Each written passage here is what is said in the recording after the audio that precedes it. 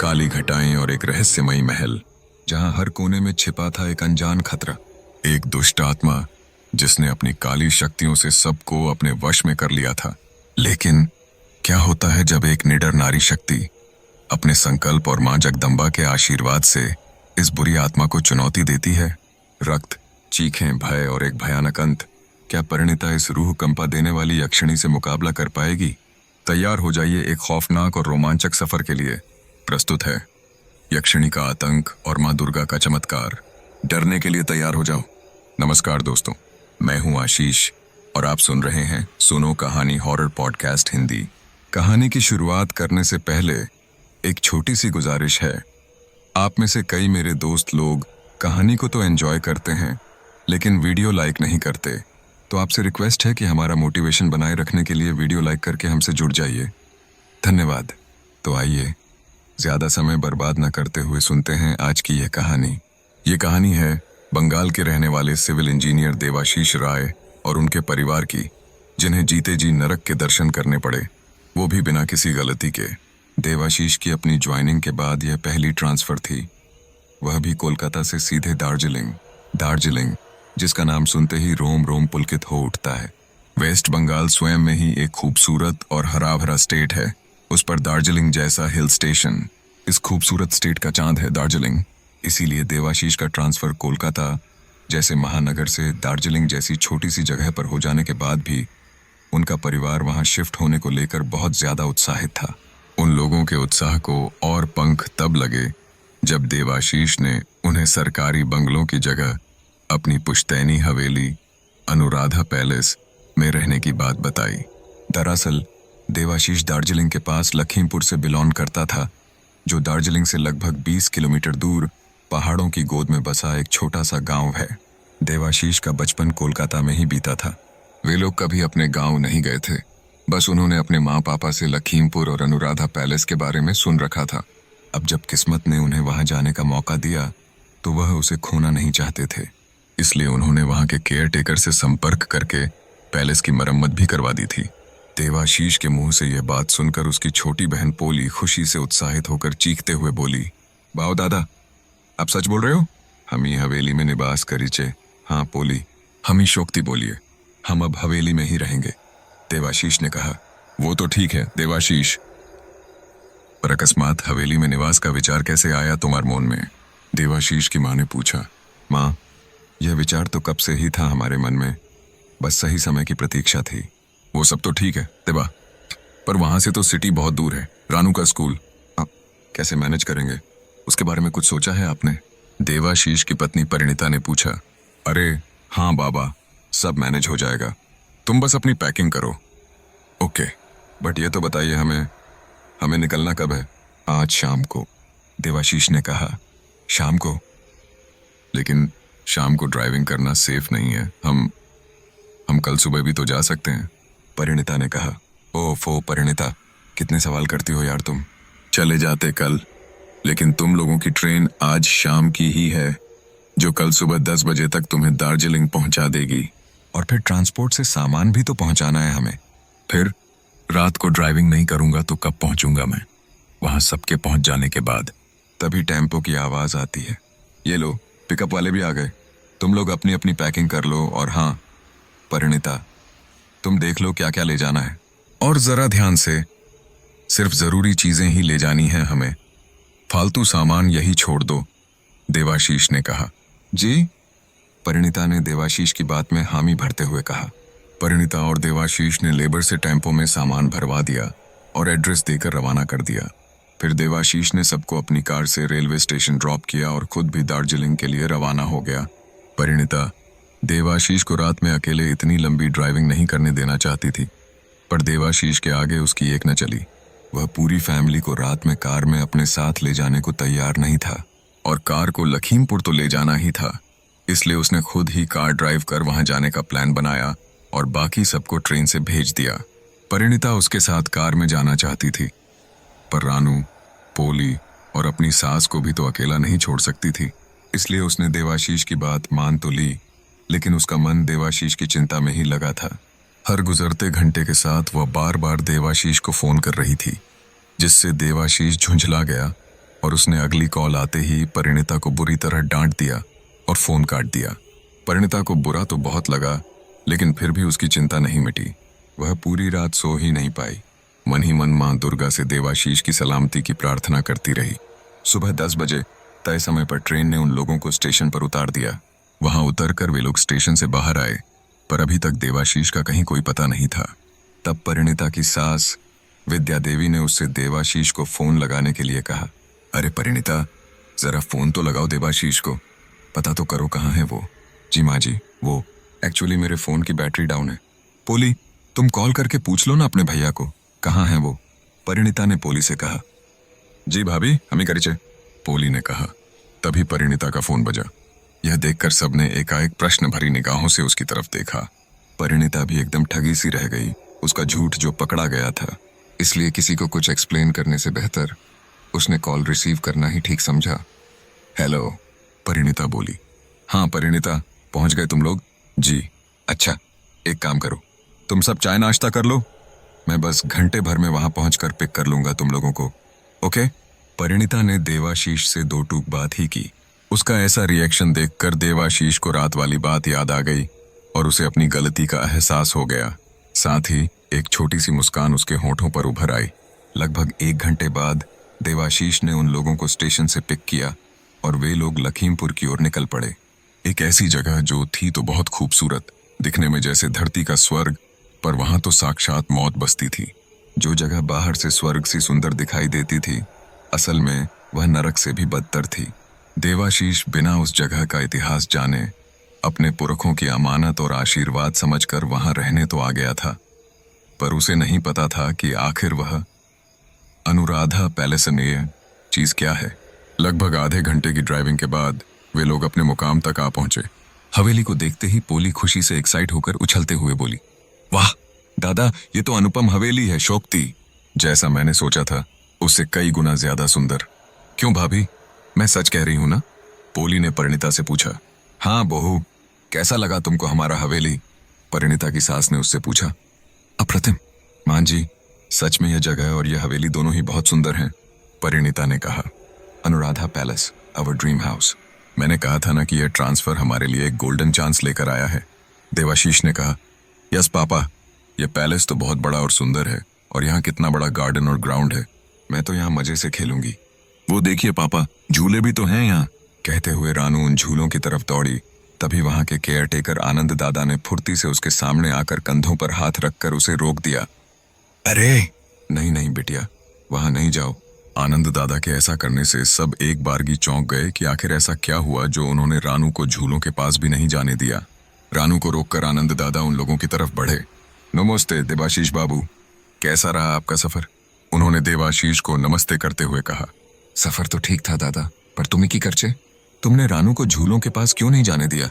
चकित होते हुए देवाशीष ने पूछा। अब कुछ नहीं बाबू, वहां थोड़ा पानी, मेरा मतलब कीचड़ फैल गया है इसलिए। आनंद दादा ने घबराते हुए कहा। ओह अच्छा, इनसे मिलिए, यह मेरी माँ विद्या देवी। देवाशीष ने आनंद दादा और अपनी माँ का परिचय करवाते हुए कहा। नमस्ते ठाकुर माँ। आनंद दादा ने विद्या देवी को नमस्ते करते हुए कहा। फिर देवाशीष ने पोली और परिणीता का भी परिचय आनंद दादा से करवाया और अपने सामान के बारे में पूछा। दादा, हमारा सामान का टेम्पो आया कि ना? आ गया बाबू, आज सवेरे करीब 9 साढ़े 9 बजे के करीब आ गया था। आपके कहे अनुसार हमने पेमेंट करके सामान भी शिफ्ट करवा दिया है। अरे वाह दादा, यह तो अच्छा कर दिया आपने। चलो फिर अंदर चलते हैं, देवाशीष ने अपनी फैमिली से कहा। उसकी ये बात सुनते ही आनंद दादा देवाशीष से बोले, एक बात हमको समझ नहीं आ रही है देवाशीष बाबू। क्या आनंद दादा? देवाशीष ने पूछा।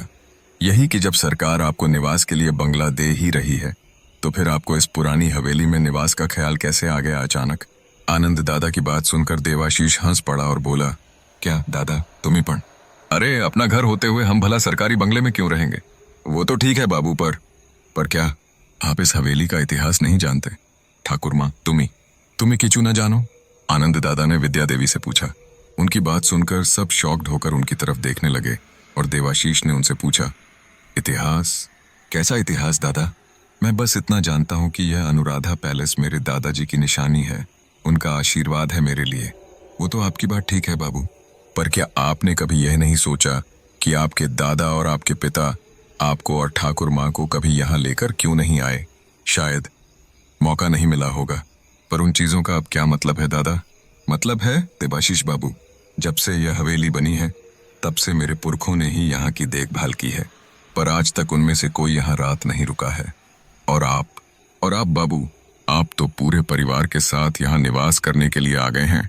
मेरी बात मानिए देवाशीष बाबू, इस हवेली में निवास का विचार मन से त्याग दीजिए, उन्होंने रिक्वेस्ट करते हुए कहा। उनकी बात सुनकर परिणीता और विद्या देवी घबरा गईं। परिणीता ने आनंद दादा से पूछा, ये आप क्या कह रहे हो दादा? ऐसा क्या है यहाँ? वो मैं आपको यहाँ नहीं बता सकता बहू रानी, पर आप समझ जाइए, ये जगह निवास करने के लायक नहीं है, उन्होंने कहा। अरे क्या दादा, तुम सबको खामखवाह डरा रहे हो। ये सब बातें छोड़ो और गाड़ी से हमारा लगेज ले आओ। अरे पर बाबू, और इससे पहले कि आनंददा आगे कुछ बोलते, देवाशीष ने उन्हें बीच में ही रोक दिया। परवर कुछ ना दादा, आप सामान ले आओ बस, चलो तुम लोग अंदर, कहते हुए देवाशीष ने रानू को गोद में उठाया और आगे बढ़ा। बाकी सब भी उसके पीछे हवेली की तरफ बढ़े। परिणीता के कदम अब डगमगाने लगे थे।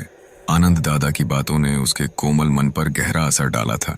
उसका मन तो पहले से ही उस जगह आते ही बेचैन हो गया था। उस पर आनंद दादा की कही बातें उसे और ज्यादा विचलित कर रही थीं। कहीं न कहीं विद्या देवी के मन में भी एक अनकहे भय ने दस्तक दे दी थी। पर वो दोनों ये बात अच्छी तरह से जानती थीं कि देवाशीष इन सब बातों में बिल्कुल भी विश्वास नहीं करेगा, इसलिए उनका डर और ज्यादा बढ़ गया था। पर अब कुछ करना भी तो उनके लिए संभव नहीं था। हवेली के अंदर सारा सामान व्यवस्थित जमा हुआ था। यह देखकर खुश होते हुए देवाशीष रानू और पोली के साथ सोफे पर जा बैठा और बोला, अरे वाह, सब कुछ व्यवस्थित हो गया है, अब कोई टेंशन नहीं, आराम कर सकते हैं। अरे क्या दादा, आप भी? कितनी बड़ी और सुंदर हवेली है, चलो ना पहले पूरी देखते हैं, फिर मुझे अपना रूम भी तो डिसाइड करना है। ओहो पोली, तुमको जो रूम पसंद हो वो तुम्हारा। बस मैं पूरी रात ड्राइव करके थक गया हूँ, तुम अपनी भाभी को ले जाओ हवेली दिखाने। हाँ ये ठीक रहेगा, चलिए भाभी, हम पूरी हवेली देखते हैं। आप अपना और भैया का बेडरूम डिसाइड कर लेना और मैं अपना। एक्साइटमेंट से उछलते हुए पोली परिणीता के पास जाकर बोली, हाँ पोली, तुम रानू को ले जाओ पैलेस देखने के लिए, मुझे तुम्हारे दादा से कुछ जरूरी बात करनी है, मैं बाद में आती हूँ। ओके भाभी। अच्छा रानू, लेट्स गो। हाँ बुआ चलो, कहते हुए रानू पोली का हाथ पकड़कर हवेली को अंदर से पूरा देखने चल पड़ी। फिर परिणीता धीरे से सहमते हुए देवाशीष की तरफ बढ़ी। उसने पहले अपनी सास से नजरें मिलाईं। विद्या देवी भी उसी भाव से उसे देख रही थीं। उनकी आंखों में अपनी बात की सहमति देखकर उसका हौसला थोड़ा बढ़ा और उसने देवाशीष से कहा, देवा मुझे कुछ कहना था आपसे। थोड़ा हिचकिचाते हुए परिणीता बोली, क्या? बोलो, देवाशीष ने पूछा। तो परिणीता धीरे से उसके पास जा बैठी और बोली, देवा वो एक्चुअली हम यहाँ अचानक शिफ्ट हो गए, बिना किसी मुहूर्त और हवन के। आपको नहीं लगता हमें थोड़ा आप समझ रहे हैं ना मैं क्या बोल रही हूँ? समझ रहा हूँ, पर यहाँ किसी हवन और मुहूर्त की क्या जरूरत है? ये हवेली नई थोड़े ही बनी है, आज से 80-90 साल पहले बनी है, तो अब हवन मुहूर्त का क्या मतलब? पर देवा, बहू ठीक बोल रही है, हम भी ये बात मानते हैं कि ये हवेली सालों पहले बनी है, पर यहाँ बरसों से कोई भी निवास नहीं करता। ऐसे में हवन पूजा करवाना बहुत जरूरी है, समझे कि नहीं? विद्या देवी ने कहा। ठीक है माँ, आप दोनों को जो ठीक लगे वो करो, लेकिन कल संडे है और परसों रानू के एडमिशन के लिए हमें स्कूल जाना है, सो जो भी करना है वो मंगलवार को करना, ओके? देवाशीष ने सोफे से खड़े होते हुए कहा। पर देवा, गृह प्रवेश की पूजा में आपका होना भी तो बहुत जरूरी है, बिना आपके ये पूजा कैसे हो सकती है? परिणीता ने कहा। परिणीता, तुम अच्छी तरह से जानती हो कि मैं इन सब पूजा पाठ और भगवान जैसी बातों में विश्वास नहीं करता। मेरा नाता तो सिर्फ विज्ञान से है, मैं किसी पूजा में शामिल नहीं होने वाला। देवाशीष ने जोर देकर अपनी बात कही और वहां से चला गया। देवाशीष की माँ और परिणीता बस एक दूसरे का मुंह देखती रह गईं। शाम तक सबने अपने अपने रूम सेट कर दिए और फिर रात का खाना बनाने के लिए परिणीता अपने बेडरूम से नीचे किचन में आई। वो खाना बनाने में लगी हुई थी कि तभी उसे एहसास हुआ जैसे खिड़की के बाहर कोई है।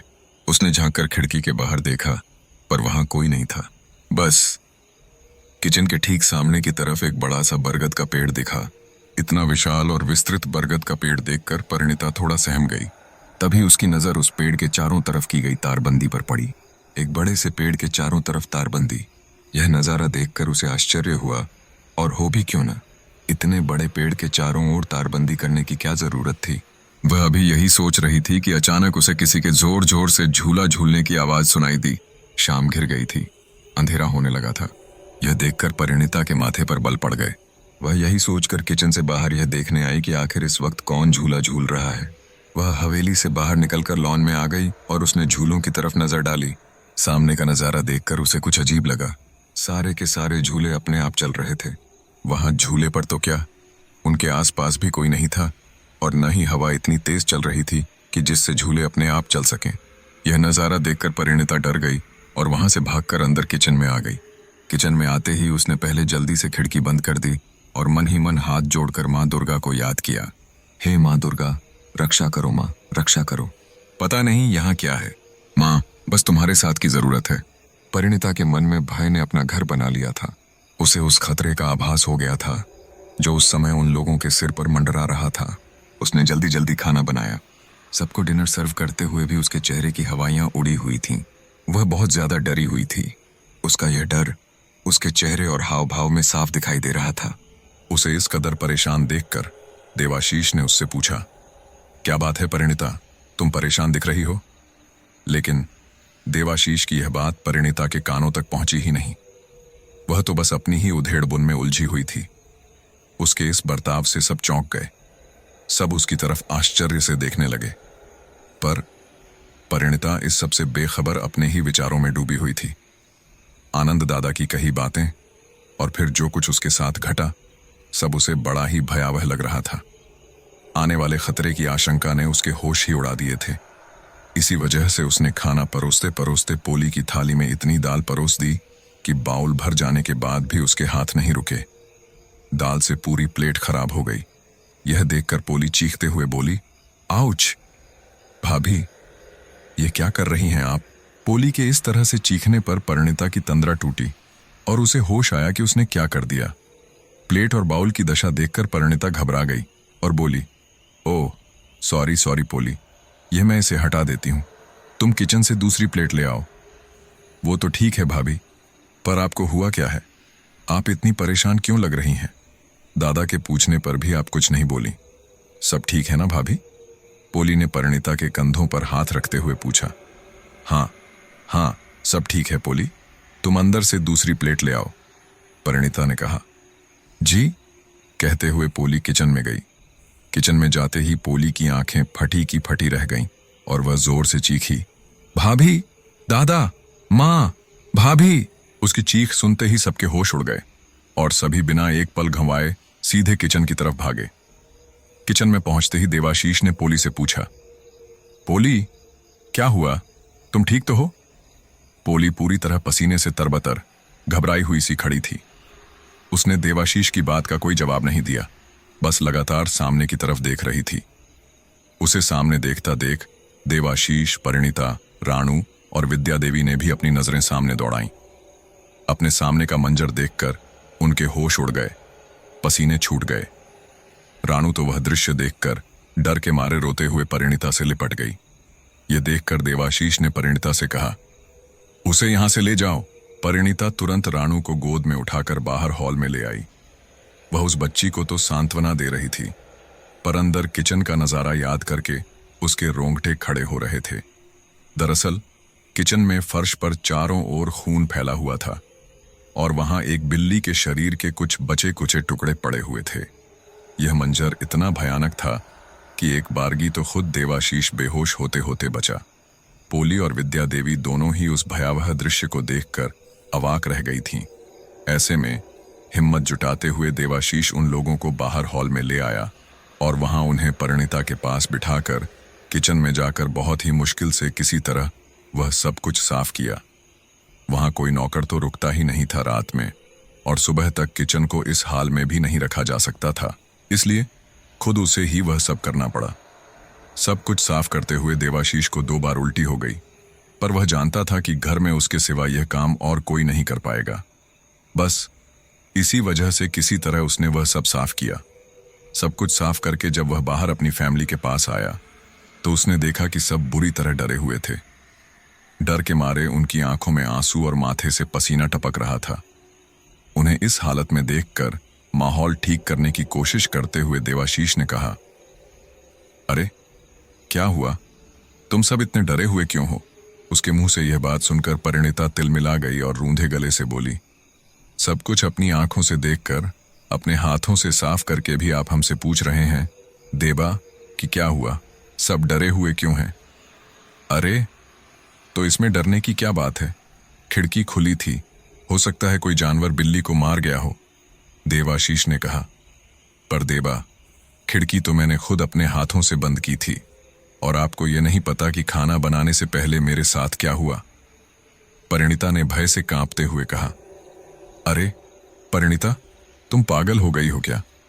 रानू और पोली के सामने पहले से ही वह बच्ची डरी हुई है, पोली भी डर गई है, और तुम, देवाशीष ने थोड़ा गुस्से में कहा। यह तो मैं भी जानती हूं, पर देवा, और इससे पहले कि वह अपनी बात खत्म करती, देवाशीष ने हाथ उठाकर उसे रुकने का इशारा किया और गुस्से से कहा, बस परिणीता, अब एक शब्द और नहीं, मेरे पास तुम्हारी ये फालतू बातें सुनने का टाइम नहीं है। कहते हुए देवाशीष ने रानू के सिर पर प्यार से हाथ फेरा, उसे गोद में उठाया और पोली को भी अपने साथ उनके बेडरूम में ले गया। वहां उसने दोनों को सांत्वना देकर सुला दिया। उसने पोली और रानू को एक ही कमरे में सुलाया ताकि उन्हें डर न लगे, पर हॉल में परिणीता की आंखों से आंसुओं की धार बह रही थी। देवाशीष नास्तिक था, वह न तो भगवान पर विश्वास करता था और न ही शैतान जैसी किसी भी अदृश्य शक्ति पर। वह तो परिणीता की बात तक सुनना नहीं चाहता था, पर जो कुछ उस बेचारी ने भुगता था उस पर कोई शक नहीं किया जा सकता था।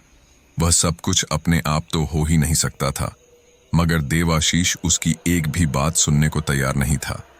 पर उसकी सास विद्या देवी उसकी बातों पर पूरा विश्वास कर रही थी। वे उसे सांत्वना देने की पूरी कोशिश कर रही थीं। रो मत बहू, उन्होंने परिणीता के कंधे पर हाथ रखते हुए कहा। तो मैं क्या करूं माँ जी, आप ही बताइए, मैं क्या करूं? परिणीता ने एक गहरी आह भरते हुए कहा और फिर आगे बोली, जो कुछ अब भी किचन में हुआ, जो कुछ मैंने आज देखा और भुगता है, वह सब मेरा वहम कैसे हो सकता है? आप ही बताइए, बिना तेज हवा के लोहे से बने झूले अपने आप कैसे चल सकते हैं? और वह पेड़, उस वटवृक्ष के चारों ओर तारबंदी, वह किसी की मौजूदगी का एहसास, क्या यह सब सिर्फ मेरा वहम है? उसने रूंधे गले और नम आंखों से कहा, हाँ, यह सब सिर्फ तुम्हारा वहम है और कुछ नहीं। देवाशीष की आवाज हॉल में गूंज उठी। उसकी आवाज सुनकर परिणीता और विद्या देवी ने पलट कर देखा। सामने देवाशीष खड़ा था। वह पोली और रानू को सुलाकर वापस हॉल में आ गया था। उसे सामने देखकर परिणीता चुप हो गई। देवाशीष दोनों की तरफ आगे बढ़ा और पास आकर बोला, क्या यार परिणीता, तुम अब भी वही बकवास कर रही हो? मुझे समझ ही नहीं आ रहा कि तुम्हारी प्रॉब्लम क्या है। जब से हम यहाँ आए हैं तब से तुम बस कुछ ना कुछ बकवास किए जा रही हो। What's wrong with you? अरे देवा, तुम पहले उसकी पूरी बात तो सुन लो, वह कहना क्या चाहती है। बिना इसकी बात सुने ही इस पर गुस्सा करना ठीक व्यवहार नहीं है बेटा, विद्या देवी ने समझाने की कोशिश की। क्या सुनूं माँ, ये बस बकवास कर रही है, इसे यहाँ रहना ही नहीं है। उस पर वह आनंद दादा ने बेकार बातें करके और कीड़ा घुसा दिया है इसके दिमाग में। देवाशीष ने फिर गुस्से में कहा। उसका यह व्यवहार देखकर परिणीता बहुत ज्यादा आहत हो गई। उसकी आंखों में आंसू भर आए और वह वहां से चली गई। उसे इस तरह दुखी होकर जाते देख विद्या देवी ने देवाशीष को फटकारते हुए कहा, यह कैसा व्यवहार है तुम्हारा बहू के साथ? देवा, तुम बिना उसकी एक बात सुने उस पर बरसे जा रहे हो। यह ठीक बात नहीं है, बिल्कुल भी ठीक नहीं है। ओके, आई एम सॉरी माँ, देवाशीष ने कहा। यह सॉरी मुझे नहीं, जाकर बहू को बोलो। वह तुम्हारी अर्धांगिनी है देवा, उसका ऐसा अपमान करना तुम्हें शोभा नहीं देता। माना कि तुम कुछ चीजों में विश्वास नहीं करते, पर इसका यह मतलब तो नहीं कि तुम दूसरों के विश्वास को गलत ठहराओ। और फिर यहाँ कुछ तो जरूर अजीब है, कुछ तो ऐसा जरूर है देवा जो हमारी आंखों के सामने होते हुए भी हम देख नहीं पा रहे हैं, विद्या देवी ने गंभीर स्वर में कहा। क्या माँ, अब आप भी शुरू हो गई? ये आनंद दादा की तो, देवाशीष ने गुस्से से कहा। बात आनंद दादा की नहीं है देबा, मुझे भी यहाँ कुछ तो अजीब लग रहा है, विद्या देवी ने सफाई देते हुए कहा। ओके ओके माँ, मुझे आपसे कोई बहस नहीं करनी है। अब आप भी चलकर आराम कर लीजिए, मुझे तो बहुत नींद आ रही है। चलिए, मैं आपको आपके बेडरूम तक छोड़ देता हूँ, देवाशीष ने कहा। नहीं, उसकी जरूरत नहीं है, मैं खुद चली जाऊंगी। पर हाँ, तुम अपने कमरे में जाकर सबसे पहले बहू से अपने व्यवहार के लिए माफी मांगोगे, और अगर ऐसा नहीं किया तो फिर मुझसे कभी बात नहीं करना। कहते हुए विद्या देवी अपने कमरे की तरफ चली गईं। उन्हें ऐसे गुस्से में जाते देखकर देवाशीष के चेहरे पर एक मुस्कुराहट आ गई, और वह भी उसी मुस्कान के साथ अपने बेडरूम में चला गया। परिणीता वहां बेड पर बैठी रो रही थी, पर देवाशीष के आने की आहट सुनकर उसने अपने आंसू पोंछ लिए और चुपचाप पलटकर सो गई। उसने अपनी आंखें तो बंद कर ली थीं, पर उसके आंसू थमने का नाम ही नहीं ले रहे थे। उसकी दशा बता पाना बहुत मुश्किल था। एक तो उसके साथ अचानक हुई वो अजीबोगरीब घटनाएं, और उस पर अपने ही पति का यह बेरुखापन। जब देवाशीष ने उसे उस हाल में देखा तो उसका पत्थर जैसा दिल आखिर पिघल ही गया। उसने बेड पर जाकर धीरे से परिणीता के सिर पर प्यार से हाथ फेरा। उसका एहसास पाते ही परिणीता की मनोव्यथा आंसुओं की नदी बनकर उसकी आंखों से बहने लगी, पर उसने अपनी आंखें नहीं खोलीं। तब देवाशीष ने धीरे से उसके कान के पास कहा, परी, मैं जानता हूं कि तुम जाग रही हो, मुझे माफ कर दो। मेरी जान, गलती हो गई मुझसे, मुझे ऐसा व्यवहार नहीं करना चाहिए था तुम्हारे साथ। I am sorry. लेकिन परिणीता पर उसकी बातों का कोई असर नहीं हुआ। उसने अपनी आंखें नहीं खोली। तब देवाशीष ने कहा, ओके बाबा, अब माफ भी कर दो यार। तुम कहो तो कान पकड़कर उठक बैठक कर लूं तुम्हारे सामने। उसकी यह बात सुनकर परिणीता के दुखी मन को थोड़ा धैर्य मिला। उसने अपनी आंखें खोलीं और देवाशीष से लिपटकर रो पड़ी। अब तो उसकी यह हालत देखकर देवाशीष भी हैरान हो गया था। उसे परिणीता की बातों पर तो विश्वास नहीं हो रहा था, पर उसका यह हाल भी उसकी समझ से बाहर था। खैर, उसने किसी तरह परिणीता को समझा बुझाकर सुला दिया और खुद भी सो गया। अभी तक सब कुछ शांत ही था, लेकिन अचानक आधी रात को कुछ गिरने की आवाज सुनकर परिणीता की नींद खुल गई और वह सहम कर उठ बैठी। उसने घड़ी में टाइम देखा, लगभग 2:30 बज रहे थे। पास में देवाशीष गहरी नींद में सोया हुआ था। डर के मारे परिणीता का गला सूख रहा था। उसने गिलास में रखा पानी पिया और उस आवाज को सपना समझकर फिर से सोने की कोशिश की कि तभी फिर से कुछ गिरकर टूटने की तेज आवाज उसके कानों में गूंज उठी। उसकी धड़कन तेज हो गई। उसे समझ ही नहीं आ रहा था कि क्या करे, रूम से बाहर जाकर देखे या नहीं।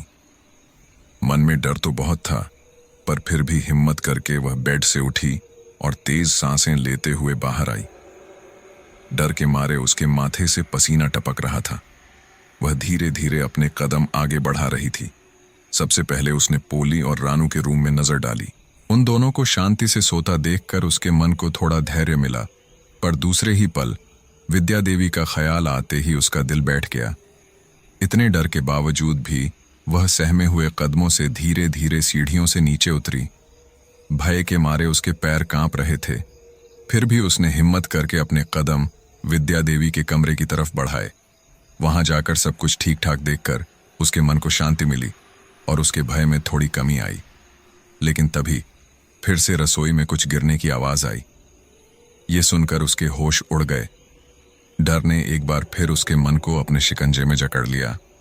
भय से व्याकुल होने के बाद भी उसने पूरी हिम्मत जुटाकर अपने कदम किचन की तरफ बढ़ाए। वह मन ही मन मां दुर्गा को याद कर यही प्रार्थना कर रही थी कि जो नजारा उसने कुछ समय पहले देखा था, कहीं वैसा कुछ फिर से न देखना पड़ जाए। इसी डर को सीने में दबाए दबे कदमों से वह रसोई में जा पहुंची, पर वहां भी सब कुछ ठीक ठाक था। यह देखकर उसके मन को संतोष तो मिला, लेकिन दूसरे ही पल यह सोचकर कि वह आवाज कहां से आ रही थी, उसका दिल और दिमाग सुन्न पड़ गया। तभी उसे हॉल में किसी के तेजी से भागने की आहट सुनाई दी। इस पर परिणीता ने बिना समय गंवाए बाहर हॉल में आकर देखा, लेकिन वहां कोई नहीं था। यह देखकर उसके होश फांकता हो गए। भय से उसका मन और शरीर दोनों कांपने लगे। हाथ पांव सुन्न पड़ गए।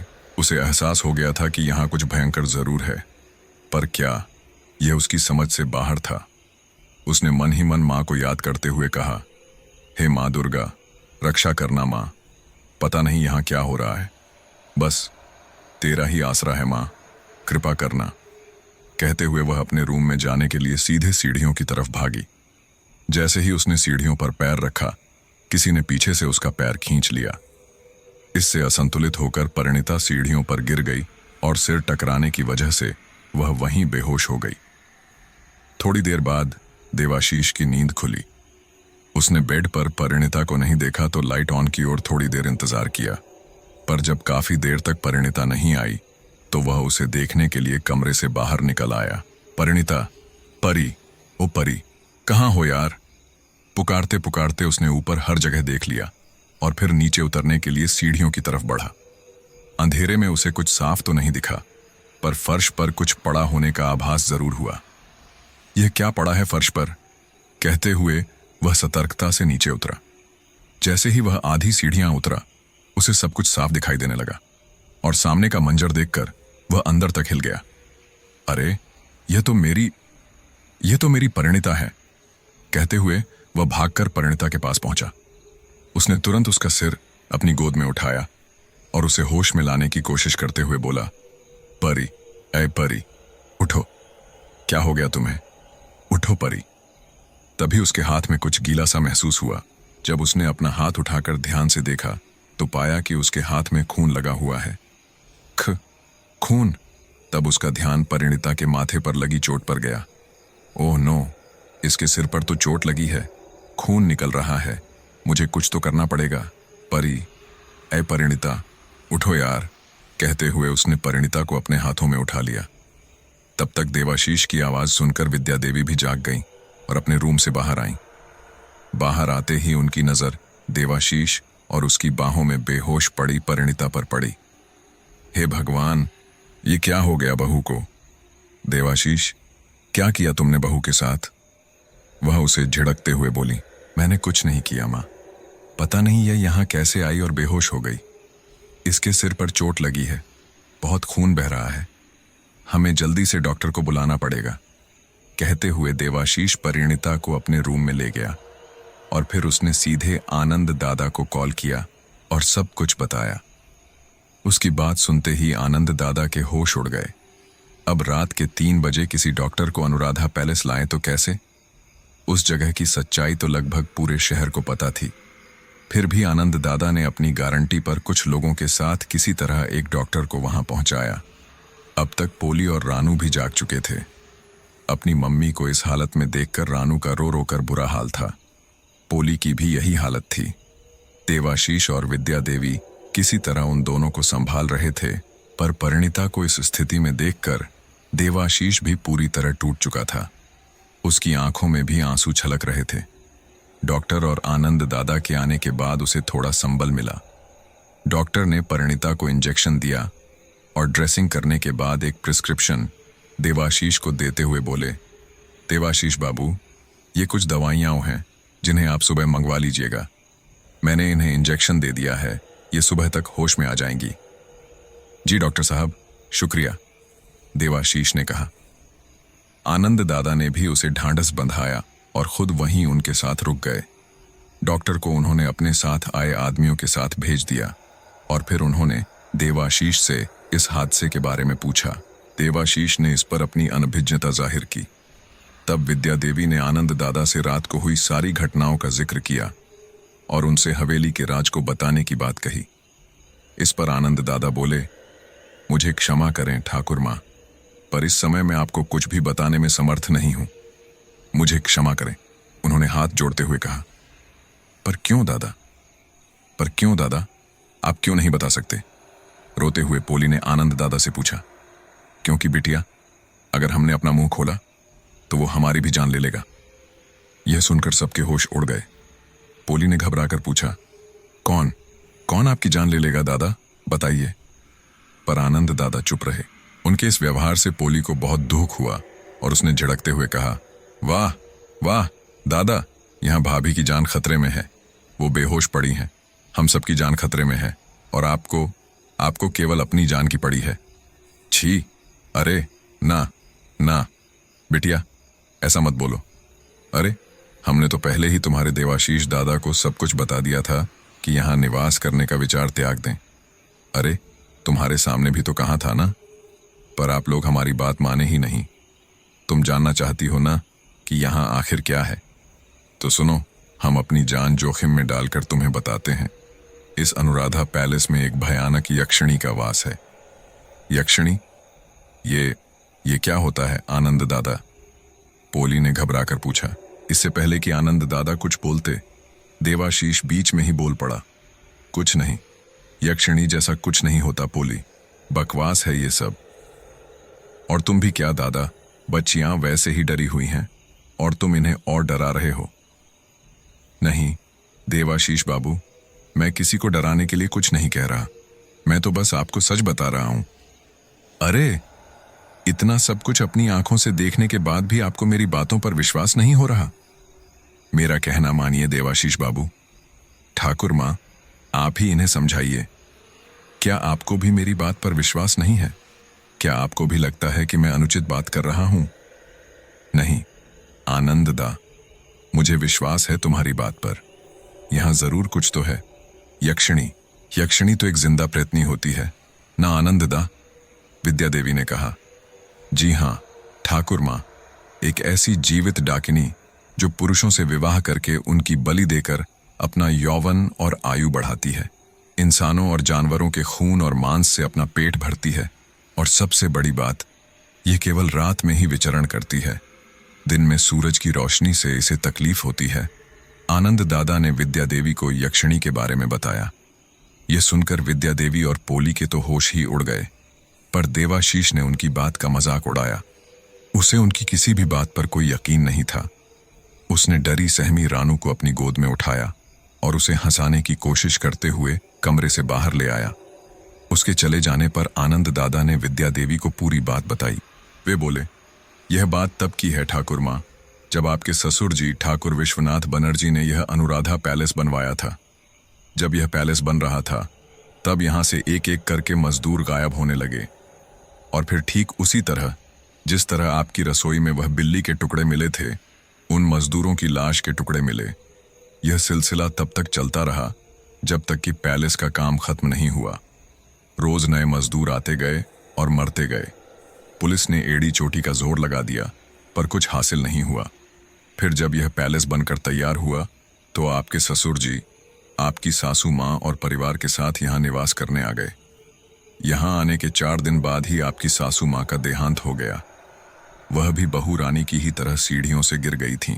उसके बाद अचानक एक दिन रानी नाम की अत्यंत सुंदर लड़की आपके जेठ रविंद्रनाथ से विवाह करके हवेली में आ गई। ठाकुर बाबू तो विस्मित ही रह गए, पर फिर भी उन्होंने उस कन्या को बहू के रूप में स्वीकार कर लिया। पर दूसरे ही दिन ठाकुर बाबू पर दुखों का पहाड़ टूट पड़ा। ऐसा क्या हुआ आनंददा? विद्या देवी ने पूछा। रविंद्र दादा दुनिया छोड़कर चले गए थे।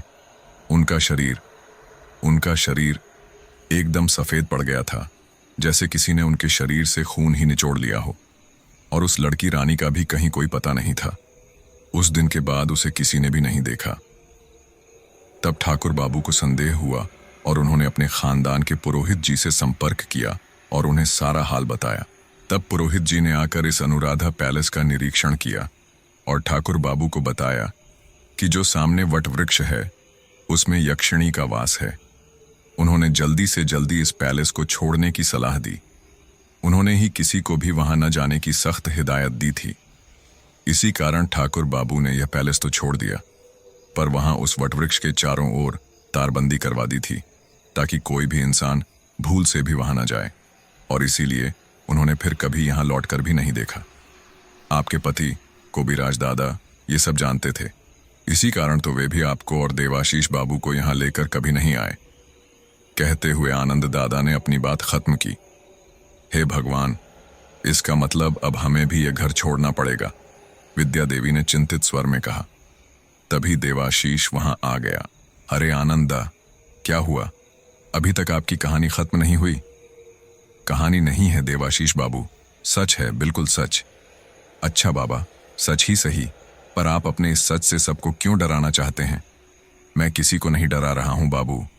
चलो, मान भी लें कि जो कुछ मैं कह रहा हूं वह सच नहीं है, तो फिर अचानक बहू रानी के साथ यह जानलेवा हादसा कैसे हो गया? बोलो, आनंद दादा ने पूछा।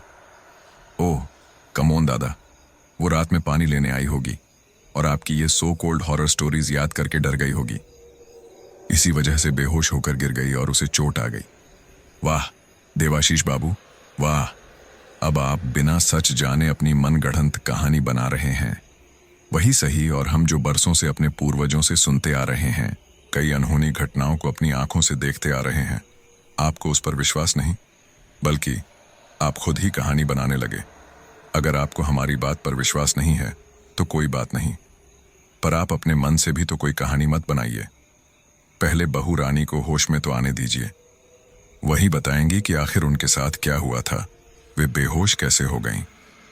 आनंद दादा की बात सुनकर देवाशीष शांत हो गया और सब मिलकर परिणीता के होश में आने का इंतजार करने लगे। थोड़ी देर बाद जब परिणीता को होश आया, तब विद्या देवी और देवाशीष ने उसकी कुशल क्षेम पूछी और फिर अचानक बेहोश होने का कारण जानना चाहा। तब परिणीता ने उन्हें पूरी बात बताई और यह भी बताया कि वह खुद से नहीं गिरी थी, बल्कि किसी ने उसका पैर खींचकर उसे गिराया था। परिणीता के मुंह से यह सुनते ही आनंद दादा देवाशीष से बोले, अब बोलो देवाशीष बाबू, क्या अब भी आपको हमारी बात पर विश्वास नहीं? नहीं, देवाशीष ने कहा। क्या? ये आप क्या कह रहे हो दादा? पोली ने कहा। वही जो मुझे कहना चाहिए। हो सकता है वहां कोई चोर हो, या फिर डर की वजह से परिणीता को ऐसा आभास हुआ हो कि किसी ने उसका पैर खींचा, देवाशीष ने कहा। आप कैसी बातें कर रहे हो देवा? मैं सच कह रही हूं, किसी ने मेरा पैर खींचा था, जिसकी वजह से मैं गिर गई और सिर पर चोट लगने से बेहोश हो गई, रुंधे गले से परिणीता ने कहा। बहू ठीक कह रही हैं देवा, किसी को इतना भ्रम कैसे हो सकता है? विद्या देवी ने कहा। तो मैंने कब कहा मां कि परिणीता झूठ बोल रही है? वहां कोई चोर भी तो हो सकता है ना? चोर होता तो मुझे दिखता तो सही, और अगर नहीं दिखा तो भी सोचो, मुझे गिराकर उसे क्या मिलने वाला था देवा? जरा सोचिए, परिणीता ने एक आह भरते हुए कहा। हाँ दादा, भाभी ठीक कह रही हैं, चोर होता तो खुद छिपता, उन्हें क्यों गिराता? पोली ने देवाशीष को समझाते हुए कहा। तभी आनंद दादा बोले, और चोर यहां करने क्या आएगा? आप लोग तो यहां कल ही तो आए हैं, उसके पहले यह जगह बरसों से वीरान पड़ी थी। ऊपर से इस खतरनाक जगह का इतिहास भी सबको पता है, तो फिर कोई यहां आने का जोखिम क्यों उठाएगा? आनंद दादा ने कहा और आगे बोले, और फिर घर से कुछ चोरी भी तो नहीं हुआ ना? फिर क्या चोर सिर्फ बहू रानी को गिराने के लिए ही आया था? आनंद दादा ने तंज कसते हुए कहा। हाँ देवा, आनंद दादा ठीक कह रहे हैं, चोर आता तो कुछ न कुछ जरूर चुराता, और फिर यह जगह तो बरसों से वीरान पड़ी है, यहां कोई चोर करने ही क्या आएगा? विद्या देवी ने देवाशीष को समझाते हुए कहा। ओके मां, मान लेते हैं कि चोर नहीं आया, पर इससे यह भी तो साबित नहीं होता कि यह किसी भूत या यक्षिणी का काम है, देवाशीष ने कहा। यक्षिणी? यह यक्षिणी क्या है देवा? परिणीता ने पूछा। अर्प कुछ नहीं परिणीता, तुम आराम करो, ये सब आनंद दादा की कहानियां हैं, बस। नहीं देवा, आपको मेरी कसम, प्लीज मुझे बताइए कि बात क्या है, परिणीता ने अधीर होते हुए कहा। ऐसा कुछ नहीं है परिणीता, मैंने कहा ना, तुम आराम करो, बस। देवाशीष ने एक बार फिर बात टालने की कोशिश करते हुए कहा। तब परिणीता ने विद्या देवी से अनुरोध किया। मां जी, प्लीज आप तो बताइए कि बात क्या है। ये तो उस खतरे का आभास भी नहीं कर सकते जिसे मैंने भुगता है। ये मेरी बात नहीं मानेंगे, मुझे कुछ नहीं बताएंगे, पर आप तो मुझे अपनी बेटी मानती हैं ना? प्लीज मुझे बताइए कि बात क्या है। कहते हुए परिणीता चुप हो गई। अरे बहू, तुम चिंता मत करो, मैं सब बताती हूं तुम्हें, कहते हुए विद्या देवी ने परिणीता को पूरी बात बताई। यह सुनकर परिणीता बेहद डर गई और हाथ जोड़कर प्रार्थना करने लगी। हे मां दुर्गा, रक्षा करो मां, इस विपत्ति से मेरे पति और परिवार की रक्षा करो मां। ओह नो, क्या यार परिणीता, एक वकील होते हुए भी तुम इन सब बकवास पर विश्वास करती हो, देवाशीष ने कहा। इन बातों का मेरी वकालत से क्या लेना देना देबा? आप जैसा समझ रहे हैं वैसा नहीं है। आपको विश्वास नहीं है ना? रुको जरा, मैं दिखाती हूं आपको। कहते हुए परिणीता बिस्तर पर उठकर बैठ गई और उसने अपनी साड़ी को थोड़ा सा ऊपर उठाया। उसके पैर की दशा देखकर सब लोग सहम गए। उसके पैरों पर किसी इंसान के पंजे और नाखूनों से खरोंचने के गहरे निशान थे। ऐसा लग रहा था कि किसी पैने नाखूनों वाले इंसान ने उसके पैरों को कसकर पकड़ लिया था। ये निशान देखकर सब दंग रह गए। ये दिखाने के बाद परिणीता ने देवाशीष से पूछा, अब बताइए देबा, अब क्या कहेंगे आप? क्या ये निशान भी झूठे हैं? क्या ये भी सिर्फ मेरा वहम है? बोलिए। आंसुओं से भरी आंखों और रुंधे गले से उसने कहा। देवाशीष पूरी तरह नास्तिक था। उसे किसी भी अलौकिक शक्ति पर रत्ती भर भी विश्वास नहीं था। पर परिणीता के पैरों पर बने उन गहरे निशानों को देखने के बाद उसके पास कहने और तर्क करने के लिए कुछ नहीं बचा था। फिर भी उसका मन किसी पारलौकिक शक्ति को मानने से इनकार कर रहा था। वह बिना कुछ बोले वहां से चला गया। उसके जाते ही परिणीता ने विद्या देवी से कहा, मैं जानती हूं उनको, माँ जी। वे बहुत हठी हैं। कभी नहीं मानेंगे इस बात को कि ऐसा कुछ हो सकता है, और ना ही कभी मेरी बात मानकर यह हवेली छोड़ने को राजी होंगे। इसीलिए मैं हाथ जोड़कर आपसे प्रार्थना करती हूं, आप उन्हें समझाइए कि यहां निवास करना हमारे परिवार के लिए कितना घातक हो सकता है। प्लीज। मैं प्रयत्न कर सकती हूं बहू, पर यह बात तो तुम भी अच्छी तरह से जानती हो कि वह कितना हठी है। कभी नहीं मानेगा। उसने तो कभी भगवान पर भी विश्वास नहीं किया, तो अब इस यक्षिणी वाली बात को कहां मानेगा? विद्या देवी ने कहा। उनकी बात सुनकर सब मन महसूस कर रह गए। धूप निकल आई थी और अभी सब कुछ सामान्य ही था। आनंद दादा परिणीता की दवाई ले आए थे और वह दवाई लेकर सो गई थी। बाकी सब भी अपने अपने कामों में व्यस्त थे। वहीं देवाशीष के मन में एक नई खुराफात ने जन्म ले लिया था। उसने परेशानी की जड़ को ही मिटाने की बात सोच ली थी और अपने साइट के एक कॉन्ट्रैक्टर से संपर्क करके कुछ मजदूर बुलवा लिए ताकि उस वटवृक्ष को कटवा सके।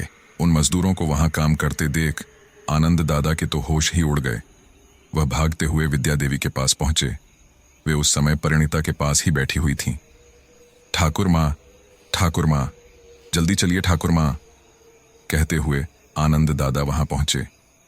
अरे क्या हुआ आनंद दा, आप इतना हाफ क्यों रहे हो? विद्या देवी ने पूछा। क्या करूं ठाकुर माँ, हवेली के उपवन से भागते हुए आ रहा हूं। पर क्यों, अब क्या हुआ? देवाशीष ठीक तो है ना? विद्या देवी ने पूछा। परिणीता भी घबराहट के मारे बेचैन हो गई। उन्हें तो कुछ नहीं हुआ ठाकुर माँ, पर आप जल्दी चलिए, वरना बहुत कुछ गलत हो जाएगा और उसका खामियाजा हम सबको भुगतना पड़ेगा। हुआ क्या दादा, कृपया बताइए, डराइए मत प्लीज। परिणीता ने एक लंबी आह भरते हुए कहा। क्या बताएं आपको? वह देवाशीष बाबू, वह उस वटवृक्ष को कटवा रहे हैं। मजदूर लगा दिए हैं उन्होंने। मैंने बहुत समझाया पर वह तो सुनने को तैयार ही नहीं है। कहते हुए आनंद दादा ने अपनी बात खत्म की। क्या, यह आप क्या कह रहे हैं दादा? परिणीता ने कहा। मैं ठीक कह रहा हूं बहुरानी, आप दोनों जल्दी चलिए और उन्हें रोक लीजिए, वरना अनर्थ हो जाएगा। आनंद दा ने घबराते हुए कहा। हाँ चलो आनंद दा, हम चल कर देखते हैं। कहते हुए विद्या देवी कुर्सी से उठी और बाहर की तरफ चल पड़ी। उनके साथ ही परिणीता भी उस पेड़ के पास पहुंची। वहां जाकर उन्होंने देखा कि मजदूरों ने तारबंदी तोड़ दी है और वे लोग उस पेड़ की तरफ बढ़ रहे हैं। तब ठाकुर माँ जल्दी से देवाशीष के पास पहुंची और उसे समझाते हुए बोली, अरे देबा, ये क्या कर रहे हो? उस पेड़ को छेड़कर क्यों अपनी और हमारी जिंदगी दांव पर लगा रहे हो? क्या गया है तुम्हें? देबा, क्यों कर रहे हो ये पागलपन? पागलपन मैं कर रहा हूं माँ कि आप लोगों को इसी पेड़ के भूत से डर लग रहा है ना? तो ठीक है, ना रहेगा पेड़ और ना रहेगा उसका भूत। देवाशीष ने कहा। सुनिए, मैं हाथ जोड़ती हूं आपके आगे, प्लीज ये पेड़ मत कटवाइए प्लीज, इससे आपकी जान को खतरा हो सकता है। प्लीज मेरी बात मानिए। परिणीता ने भी देवाशीष को समझाने की कोशिश की। अब रिक्वेस्ट करने का कोई मतलब नहीं है परिणीता, तुम अच्छी तरह से जानती हो कि मैं जो काम एक बार हाथ में ले लेता हूं उसे पूरा किए बिना कभी नहीं छोड़ता। यह पेड़ तो आज कटकर ही रहेगा, फिर न रहेगा बांस और न बजेगी बांसुरी। देवाशीष की जिद और हठधर्मिता के आगे विद्या देवी और परिणीता की एक न चली और उसके मजदूर उस पेड़ पर वार करने लगे। जैसे ही उस पेड़ पर पहला वार किया गया, एक खौफनाक चीख के साथ पूरा वातावरण गूंज उठा और जिस जगह पेड़ पर वार किया गया था वहां खून की धार बहने लगी। ये भयानक मंजर देखकर सभी मजदूर बुरी तरह डर गए। डर के मारे उनके हाथों से कुल्हाड़ियां वहीं छूट गईं और वे लोग वहां से भाग खड़े हुए। देखा, आपने देखा देवाशीष बाबू, हमारी बात नहीं मानने का नतीजा। वह आवाज और ये खून। अब इसे आप क्या कहेंगे देवाशीष बाबू? बोलिए। आनंददा ने भय और गुस्से के आवेश में देवाशीष से पूछा। आनंददा, प्लीज आप इतना पैनिक मत कीजिए। हो सकता है उन मजदूरों के हाथों कुल्हाड़ी पेड़ में रहने वाले किसी जानवर पर लग गई हो और वह खून उसी जानवर का हो, देवाशीष ने कहा। हे भगवान, देवाशीष बाबू, आप किस मिट्टी के बने हैं? मतलब आप सब कुछ मानने को तैयार हैं, पर सिर्फ एक ही बात नहीं मानना चाहते और वह है सच। आनंददा ने झिड़कते हुए कहा। झिड़कते? अरे देवाशीष, तुम कैसी बात कर रहे हो? और अगर हम मान भी लें कि वह खून उस वृक्ष में निवास करने वाले किसी जानवर का है, तो भी प्रश्न तो यह बनता है ना कि अगर वह खून किसी जीव का है तो वह चीखने की आवाज किसकी थी? विद्या देवी ने देवाशीष से कहा।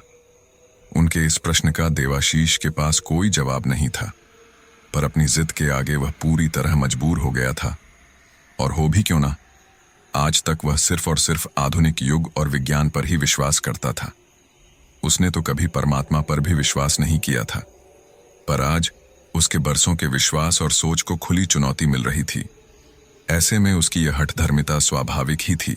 हम सबके साथ कभी ना कभी ऐसी परिस्थितियां जरूर बनती हैं जब खुद को सही सिद्ध करने के लिए हम भी इसी तरह की जिद पर उतर आते हैं। बस कुछ ऐसा ही हो रहा था देवाशीष के साथ। विद्या देवी के प्रश्न का कोई उत्तर न पाकर वह खुद ही अपने विश्वास को सत्य सिद्ध करने के उद्देश्य से कुल्हाड़ी उठाकर उस पेड़ की तरफ बढ़ चला। उसकी यह हरकत देखकर आनंददा चौंक गए। वहीं विद्या देवी और परिणीता के पैरों तले जमीन खिसक गई। उन दोनों ने उसे रोकने की लाख कोशिश की, पर जब इंसान पर अहंकार अपनी जड़ें जमा लेता है तो उसे किसी चीज की सुध नहीं रहती। देवाशीष भी उसी सनक में सबकी चेतावनी को नजरअंदाज करते हुए उस पेड़ के नजदीक पहुंचा। वहां पहुंचकर उसने उस विशाल बरगद पर एक नजर डाली और फिर दूसरे ही पल पेड़ के दूसरे हिस्से पर प्रहार किया, ताकि यह सिद्ध किया जा सके कि वह खून किसी जानवर का ही था। पर ऐसा होने वाला कहां था? जैसे ही देवाशीष ने उस पेड़ पर वार किया, एक बार फिर खून की तेज धार के साथ एक दर्दनाक चीख वातावरण में गूंज उठी। उसे सुनकर पोली और रानू भी वहां आ पहुंची। ये मंजर देखकर देवाशीष पूरी तरह कांप गया। उसका भ्रम, जिसे आज तक उसने सच माना था, टूट गया था। अब उसे पूरी तरह से विश्वास हो गया था कि पारलौकिक ताकतें होती हैं, उनका अस्तित्व है। भय के मारे देवाशीष के माथे से पसीना टपकने लगा था। उसकी हालत ऐसी हो गई थी जैसे मानो किसी ने उसके शरीर से सारा का सारा खून ही सुखा लिया हो। लेकिन अब उसने जो बखेड़ा खड़ा कर दिया था, उसे संभाल पाना नामुमकिन था।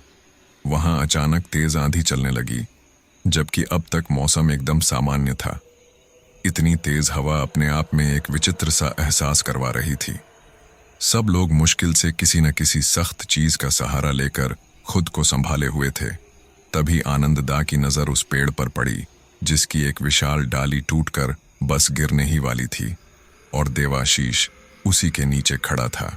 यह देखकर आनंददा बिना कुछ सोचे किसी तरह देवाशीष की तरफ भागे और उन्होंने उसे जोर से धक्का देकर दूर गिरा दिया, लेकिन खुद को नहीं बचा पाए और वह बरगद की विशाल डाली उनके ऊपर गिर गई, जिसके नीचे दबकर आनंददा की मौके पर ही मृत्यु हो गई। यह खौफनाक मंजर देखकर सब स्तब्ध रह गए, लेकिन आनंददा के खून से उस क्रोधित यक्षिणी की प्यास बुझ गई और वह आंधी एकदम शांत हो गई। आंधी बंद होते ही देवाशीष की स्तब्धता टूटी और उसे आनंददा की मौत का ख्याल आया, जिससे वह जोर से चीखता हुआ उस डाली के पास दौड़ा। आनंददा, आनंददा, उठिए, उठिए, आनंददा। जब उसने उनके शरीर की दुर्दशा देखी तो अपने आंसू रोक नहीं पाया और फूट फूट कर रोने लगा। तब तक बाकी सब भी वहां आ गए। देवाशीष को बिलख बिलख कर रोता देख विद्या देवी ने उसे ढांढस बंधाने के लिए उसके कंधे पर हाथ रखा।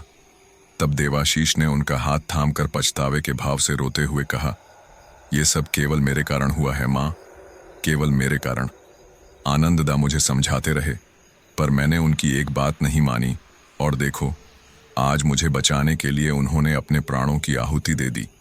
भगवान मुझे कभी क्षमा नहीं करेंगे, कभी नहीं माँ। कहते हुए वह फिर से दहाड़ मारकर रो पड़ा। आनंददा की यह हालत और देवाशीष के आंसू देखकर सबके सब रो रहे थे, लेकिन आनंददा की इस कुर्बानी से भी कुछ खास बदलने वाला नहीं था।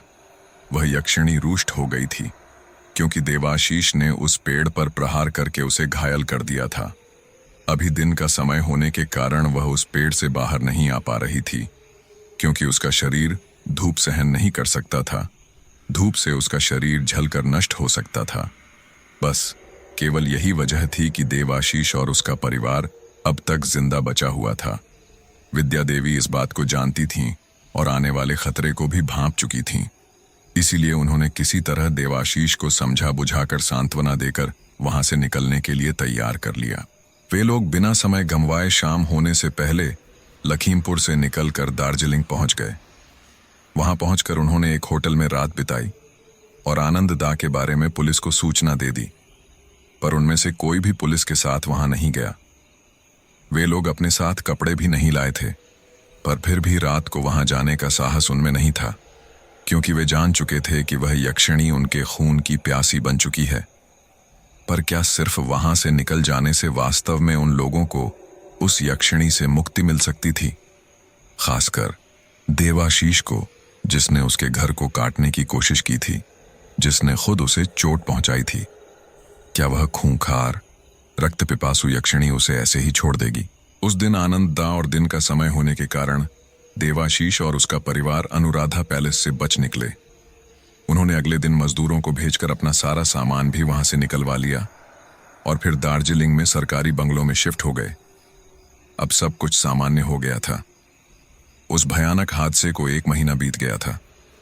सबके मन से अब उस यक्षिणी का डर भी कम हो गया था, लेकिन वह यक्षिणी अभी तक शांत नहीं हुई थी। उसका क्रोध 7वें आसमान पर था। उसे तो इंतजार था बस एक मौके का। उसकी बुरी नजर हमेशा देवाशीष और उसके परिवार पर बनी हुई थी, मौके की तलाश में। और एक दिन उसे वह अवसर मिल ही गया। उस दिन किसी जरूरी काम की वजह से देवाशीष को घर आने में देर हो गई। बस यही देर उस यक्षिणी के लिए उससे और उसके परिवार से जुड़ने का कारण बन गई। उस मायावी डाकिनी ने अपना माया जाल फैला दिया और एक सुंदर लड़की के रूप में स्कूटी लेकर अचानक ही देवाशीष की गाड़ी के सामने आ गई। सहसा अपने सामने स्कूटी को देखकर उसे बचाने की कोशिश करते हुए देवाशीष की कार पेड़ से जा टकराई, जिससे वह बुरी तरह जख्मी हो गया, पर मरा नहीं। इससे पहले कि वह यक्षिणी कुछ कर पाती, मां दुर्गा की कृपा से उसी समय वहां गश्त पर निकली पुलिस की जीप आ गई। पुलिस के आ जाने से यक्षिणी कुछ नहीं कर पाई और देवाशीष को समय पर इलाज मिलने से उसकी जान भी बच गई। पर इस हादसे में उसका कमर से निचला आधा शरीर पैरालाइज हो गया। इस घटना से यक्षिणी का क्रोध और बढ़ गया और उसने देवाशीष के घर में प्रवेश करने का मार्ग ढूंढा। वह एक गरीब असहाय औरत बनकर देवाशीष के घर पर दस्तक देने लगी और अनुनय विनय करके काम मांगने लगी। काम वाली की परिणीता को पहले से ही जरूरत थी, तो उसने उस बेसहारा औरत को यह सोचकर काम पर रख लिया कि इससे उसे भी आसरा मिल जाएगा और खुद को थोड़ी मदद भी। देवाशीष की सेहत ठीक नहीं थी, जिससे परिणीता का काम और ज्यादा बढ़ गया था। ऐसे में उस औरत का आना परिणीता के लिए किसी वरदान से कम नहीं था। वहीं उस यक्षिणी ने अपने उद्देश्य पूर्ति की दिशा में अपनी पहली सफलता पाली थी। वह यहाँ सिर्फ देवाशीष और उसके परिवार को मारने नहीं आई थी, बल्कि वह उस शक्ति का भी पता लगाना चाहती थी जो बार बार उसके वार से उन लोगों की रक्षा कर रही थी। साथ ही साथ वह देवाशीष की बलि देकर अपना यौवन और उम्र भी बढ़ाना चाहती थी। इसीलिए उसने यह छलावा किया था। परंतु परिणीता की मां दुर्गा के प्रति अनन्य भक्ति हर बार उसे उसके उद्देश्य में असफल कर रही थी। इस बात का आभास यक्षिणी को उस घर में आते ही हो गया था। अब उसका सबसे पहला उद्देश्य यही बन गया था कि वह किसी भी तरह उस घर में माँ दुर्गा की पूजा होने से रोके, ताकि वह अपने उद्देश्य में सफल हो सके। बस इसीलिए उसने एक बार फिर अपना माया जाल फैलाया और विद्या देवी के पास जाकर बोली, प्रणाम ठाकुर माँ। प्रणाम शारदा, आओ बैठो, विद्या देवी ने कहा। नहीं ठाकुर माँ, मैं यहाँ बैठने के लिए नहीं आई हूँ। अरे, मैं तो आपको ये बताने आई हूँ कि देवाशीष साहब की जो हालत है, क्या आप उन्हें ठीक करना चाहती हैं या नहीं? शारदा ने कहा। क्या देवाशीष ठीक हो सकता है शारदा? विद्या देवी ने आश्चर्य से पूछा। हाँ ठाकुर माँ, साहब बिल्कुल ठीक हो सकते हैं, अगर आप चाहें तो, उसने आशा बंधाते हुए कहा। अरे, अगर वह ठीक हो सकता है तो मैं सब कुछ करने के लिए तैयार हूं, पर तुम यह तो बताओ कि यह कैसे होगा? विद्या देवी ने शारदा से पूछा। मेरी तंत्र विद्या से, शारदा बोली। उसकी बात सुनकर विद्या देवी चौंकते हुए बोली, तंत्र विद्या? तुम्हें तंत्र विद्या का ज्ञान भी है शारदा? तब शारदा के रूप में वह यक्षिणी एक कुटिल हंसी हंसते हुए बोली, ठाकुर माँ, आप यह पूछ रही हैं कि मुझे यह विद्या आती है? मैं तो यह कहती हूं कि मुझसे बड़ा तांत्रिक है कौन? ओछा, तो फिर समस्या क्या है? तुम अपना तंत्र विद्या का प्रयोग करके मेरे देवाशीष को ठीक कर दो। विद्या देवी ने शारदा से प्रार्थना करते हुए कहा। वो तो मैं कर सकती हूं ठाकुर माँ, पर एक समस्या है, शारदा ने कहा। समस्या? कैसी समस्या? विद्या देवी ने पूछा। माँ दुर्गा, शारदा बोली। माँ दुर्गा? ये तुम क्या बोल रही हो शारदा? माँ दुर्गा और समस्या? मैं कुछ समझी नहीं, स्पष्ट कहो, कहना क्या चाहती हो? विद्या देवी ने कहा। मैं यह कहना चाहती हूँ ठाकुर माँ कि जब तक इस घर में माँ दुर्गा की पूजा होगी, तब तक मैं यहाँ अपना तांत्रिक अनुष्ठान नहीं कर पाऊंगी। इसलिए मैं आपके पास आई हूँ ठाकुर माँ। अगर आप अपने बेटे को ठीक करना चाहती हैं तो मेरा अनुष्ठान जरूरी है, और इस अनुष्ठान को सफल करने के लिए यह भी जरूरी है कि यहाँ माँ दुर्गा की पूजा न हो, उनकी मूर्ति भी न हो। शारदा रूपी यक्षिणी ने अपनी माया और मृदुभाषी कुटिलता का बाण चला दिया, जिसने सीधे जाकर विद्या देवी के दिल पर असर किया, और अपने बेटे की सलामती की लालसा में वे उसकी बात मान गईं। यह यक्षिणी के लिए बहुत बड़ी सफलता थी, जिसे पाकर वह मन ही मन कुटिल हंसी हंस रही थी। विद्या देवी को साथ लेकर वह परिणीता के पास पहुंची। उस समय परिणीता मां को भोग लगा रही थी। दोनों को आया देखकर उसने उन्हें प्रसाद दिया, जिसे विद्या देवी ने तो बड़ी श्रद्धा से ग्रहण कर लिया, पर शारदा, प्रसाद देखकर ही उसकी रूह कांप गई। वह पूरी तरह स्तब्ध रह गई। अरे क्या हुआ शारदा, कहाँ खो गई? प्रसाद लो। परिणीता ने यह कहते हुए खुद शारदा के हाथ में प्रसाद रख दिया। प्रसाद उसके हाथ से छूते ही शारदा दर्द और जलन से तड़प उठी। हाँ, उसके मुंह से तेज चीख निकल पड़ी और उसने अपने हाथ से प्रसाद गिरा दिया। अरे अरे, ये तुमने क्या किया शारदा? माँ का प्रसाद गिरा दिया और ये तुम्हारा हाथ कैसे जल गया? आश्चर्यचकित होते हुए परिणीता ने पूछा। उसके इस प्रश्न से यक्षिणी सकपका गई। अब उसे समझ नहीं आ रहा था कि क्या बोले, पर अगले ही पल उस मायाविनी ने झूठ बोलते हुए कहा, वो खाना बनाते समय मेरा हाथ जल गया था, इसलिए जब आपने मेरे हाथ में प्रसाद दिया तब मैं दर्द से छटपटा गई। ओछा, पर जब मैंने तुम्हें प्रसाद दिया तब तो तुम्हारा हाथ बिल्कुल ठीक था, चकित स्वर में परिणीता ने कहा। अरे नहीं दीदी, शायद तुम्हें कोई गलतफहमी हुई है, मेरा हाथ तो पहले से ही जला हुआ था। यक्षिणी ने एक बार फिर सफेद झूठ बोला। पर परिणीता बोली, और इससे पहले कि वह आगे कुछ कहती, विद्या देवी उसे बीच में ही रोकते हुए बोली, अरे बहू, बस भी करो। उसका हाथ कब जला, कैसे जला, यह बात इतनी महत्वपूर्ण नहीं है जितनी कि वह बात जो हम तुम्हें बताने आए हैं। कहते हुए विद्या देवी ने परिणीता को सारी बात बताई। उनकी बात सुनकर असहज होते हुए परिणीता ने कहा, वह सब तो ठीक है माँ जी, पर इसके लिए माँ की पूजा नहीं करने और मूर्ति हटाने का क्या मतलब है? आखिर माँ की अनुराधा से किसी भी अच्छे और हितकारी अनुष्ठान में क्या समस्या हो सकती है? परिणीता ने विद्या देवी से कहा, वह सब मैं नहीं जानती, मुझे बस इतना पता है कि जिस काम से मेरा बेटा ठीक हो, मुझे तो बस वही करना है। और फिर बहू, क्या तुम नहीं चाहती कि तुम्हारा पति ठीक हो जाए? अगर कुछ दिन माँ की पूजा नहीं करोगी तो क्या हो जाएगा, बोलो, विद्या देवी ने कहा। पर माँ जी, परिणीता बोली, परवर कुछ नहीं, बस तुम्हें मेरी बात माननी ही पड़ेगी। विद्या देवी ने थोड़ा सख्त होते हुए कहा। ठीक है माँ जी, मैं आपकी बात मान लूंगी, पर एक शर्त पर। परिणीता ने कहा। शर्त? कैसी शर्त? विद्या देवी ने पूछा। यही कि इस घर से माँ की मूर्ति कहीं नहीं जाएगी। अगर इनसे आपके अनुष्ठान में कोई बाधा आ रही है तो मैं इनकी मूर्ति के आगे पर्दा कर दूंगी, पर माँ की मूर्ति कहीं नहीं जाएगी यहाँ से। परिणीता ने भी सख्त होते हुए कहा। ठीक है, विद्या देवी बोली। तभी वह यक्षिणी खींचते हुए बोली, नहीं, मूर्ति भी हटानी पड़ेगी, नहीं तो अनुष्ठान नहीं हो पाएगा। शारदा ने कहा। पर क्यों शारदा? आखिर ऐसा कौन सा अनुष्ठान है जो बिना माँ के आह्वान के पूरा हो सकता है? तंत्र हो या मंत्र, माँ के आह्वान के बिना पूरा हो ही नहीं सकता। फिर तुम्हारी पूजा ही क्यों बिना माँ के आशीर्वाद के पूरी होगी, बताओ? नाराज होते हुए परिणीता ने पूछा। वो मैं आपको नहीं बता सकती। अगर आपको मेरी बात माननी है तो मानिए, वरना मुझे कोई शौक नहीं अपनी तंत्र विद्या का अपमान करवाने का। थोड़ा ताव दिखाते हुए शारदा बोली। उसकी अकड़ देखकर विद्या देवी डर गईं और उन्होंने परिणीता से कहा, अरे बहू, मैं हाथ जोड़ती हूँ तुम्हारे आगे, मत रोको। देवाशीष के लिए कृपया मत रोको। विद्या देवी ने मन भारी करते हुए कहा। नहीं माँ जी, ये आप क्या कर रही हैं? ठीक है, अगर आपको यही सही लगता है तो यही सही। मैं नहीं करूंगी माँ की पूजा। पर माँ की मूर्ति को इस तरह हटा देना क्या ठीक होगा? आप ही बताइए, परिणीता ने पूछा। यह बात तो हमें भी अखर रही है शारदा। हमने सदा से अपने घर में माँ की पूजा की है, अब इस तरह अचानक माँ की मूर्ति को घर से हटा देना क्या ठीक होगा? अगर कोई उपाय हो तो बताओ, विद्या देवी ने शारदा से पूछा। और कोई उपाय नहीं है ठाकुर माँ, शारदा ने कहा। तब मन महसूस कर परिणीता को माँ की मूर्ति स्टोर रूम में शिफ्ट करनी पड़ी। अब तो उस शारदा रूपी यक्षिणी के रास्ते का कांटा ही निकल गया था। उसने अपनी पैशाचिक शक्तियों से अनुष्ठान का नाटक करके देवाशीष को ठीक कर दिया।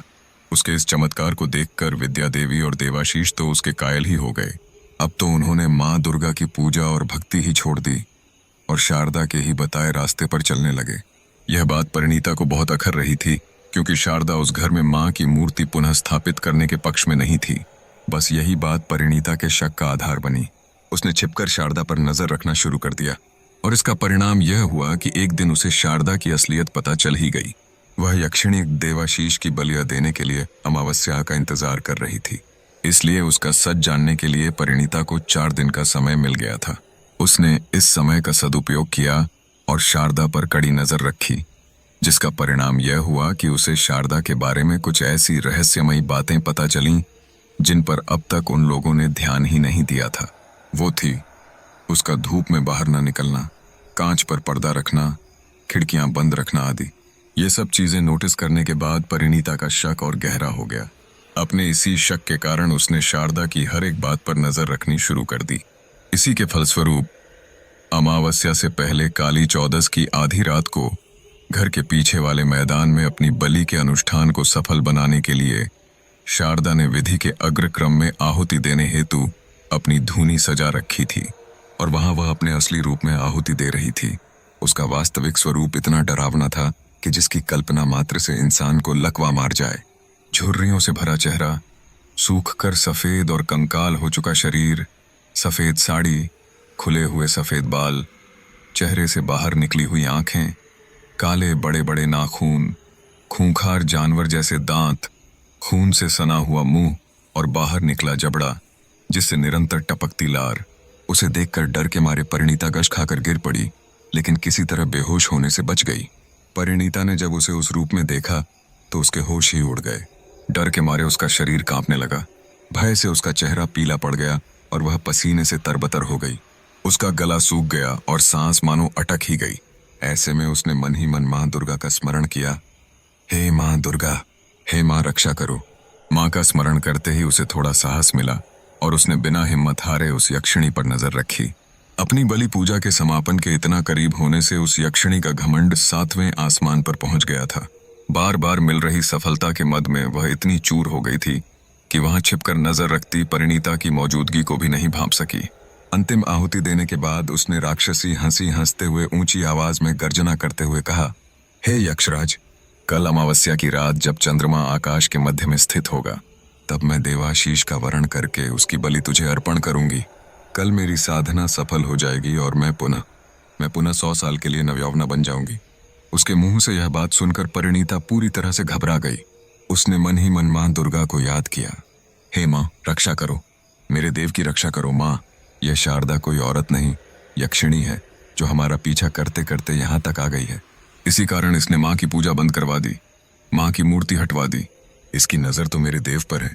अब मैं क्या करूं, कैसे बचाऊं उन्हें? उन्हें और मां जी को तो इसकी विद्या के चमत्कार का ही रंग चढ़ा हुआ है। वे तो इसके खिलाफ कुछ सुनेंगे ही नहीं। अब मैं क्या करूं, कैसे बचाऊं उन्हें मां? तुम ही बताओ मां। मेरी सहायता करो मां, मेरी सहायता करो मां, मदद करो। आंखों में आंसू भरकर उसने मां से प्रार्थना की।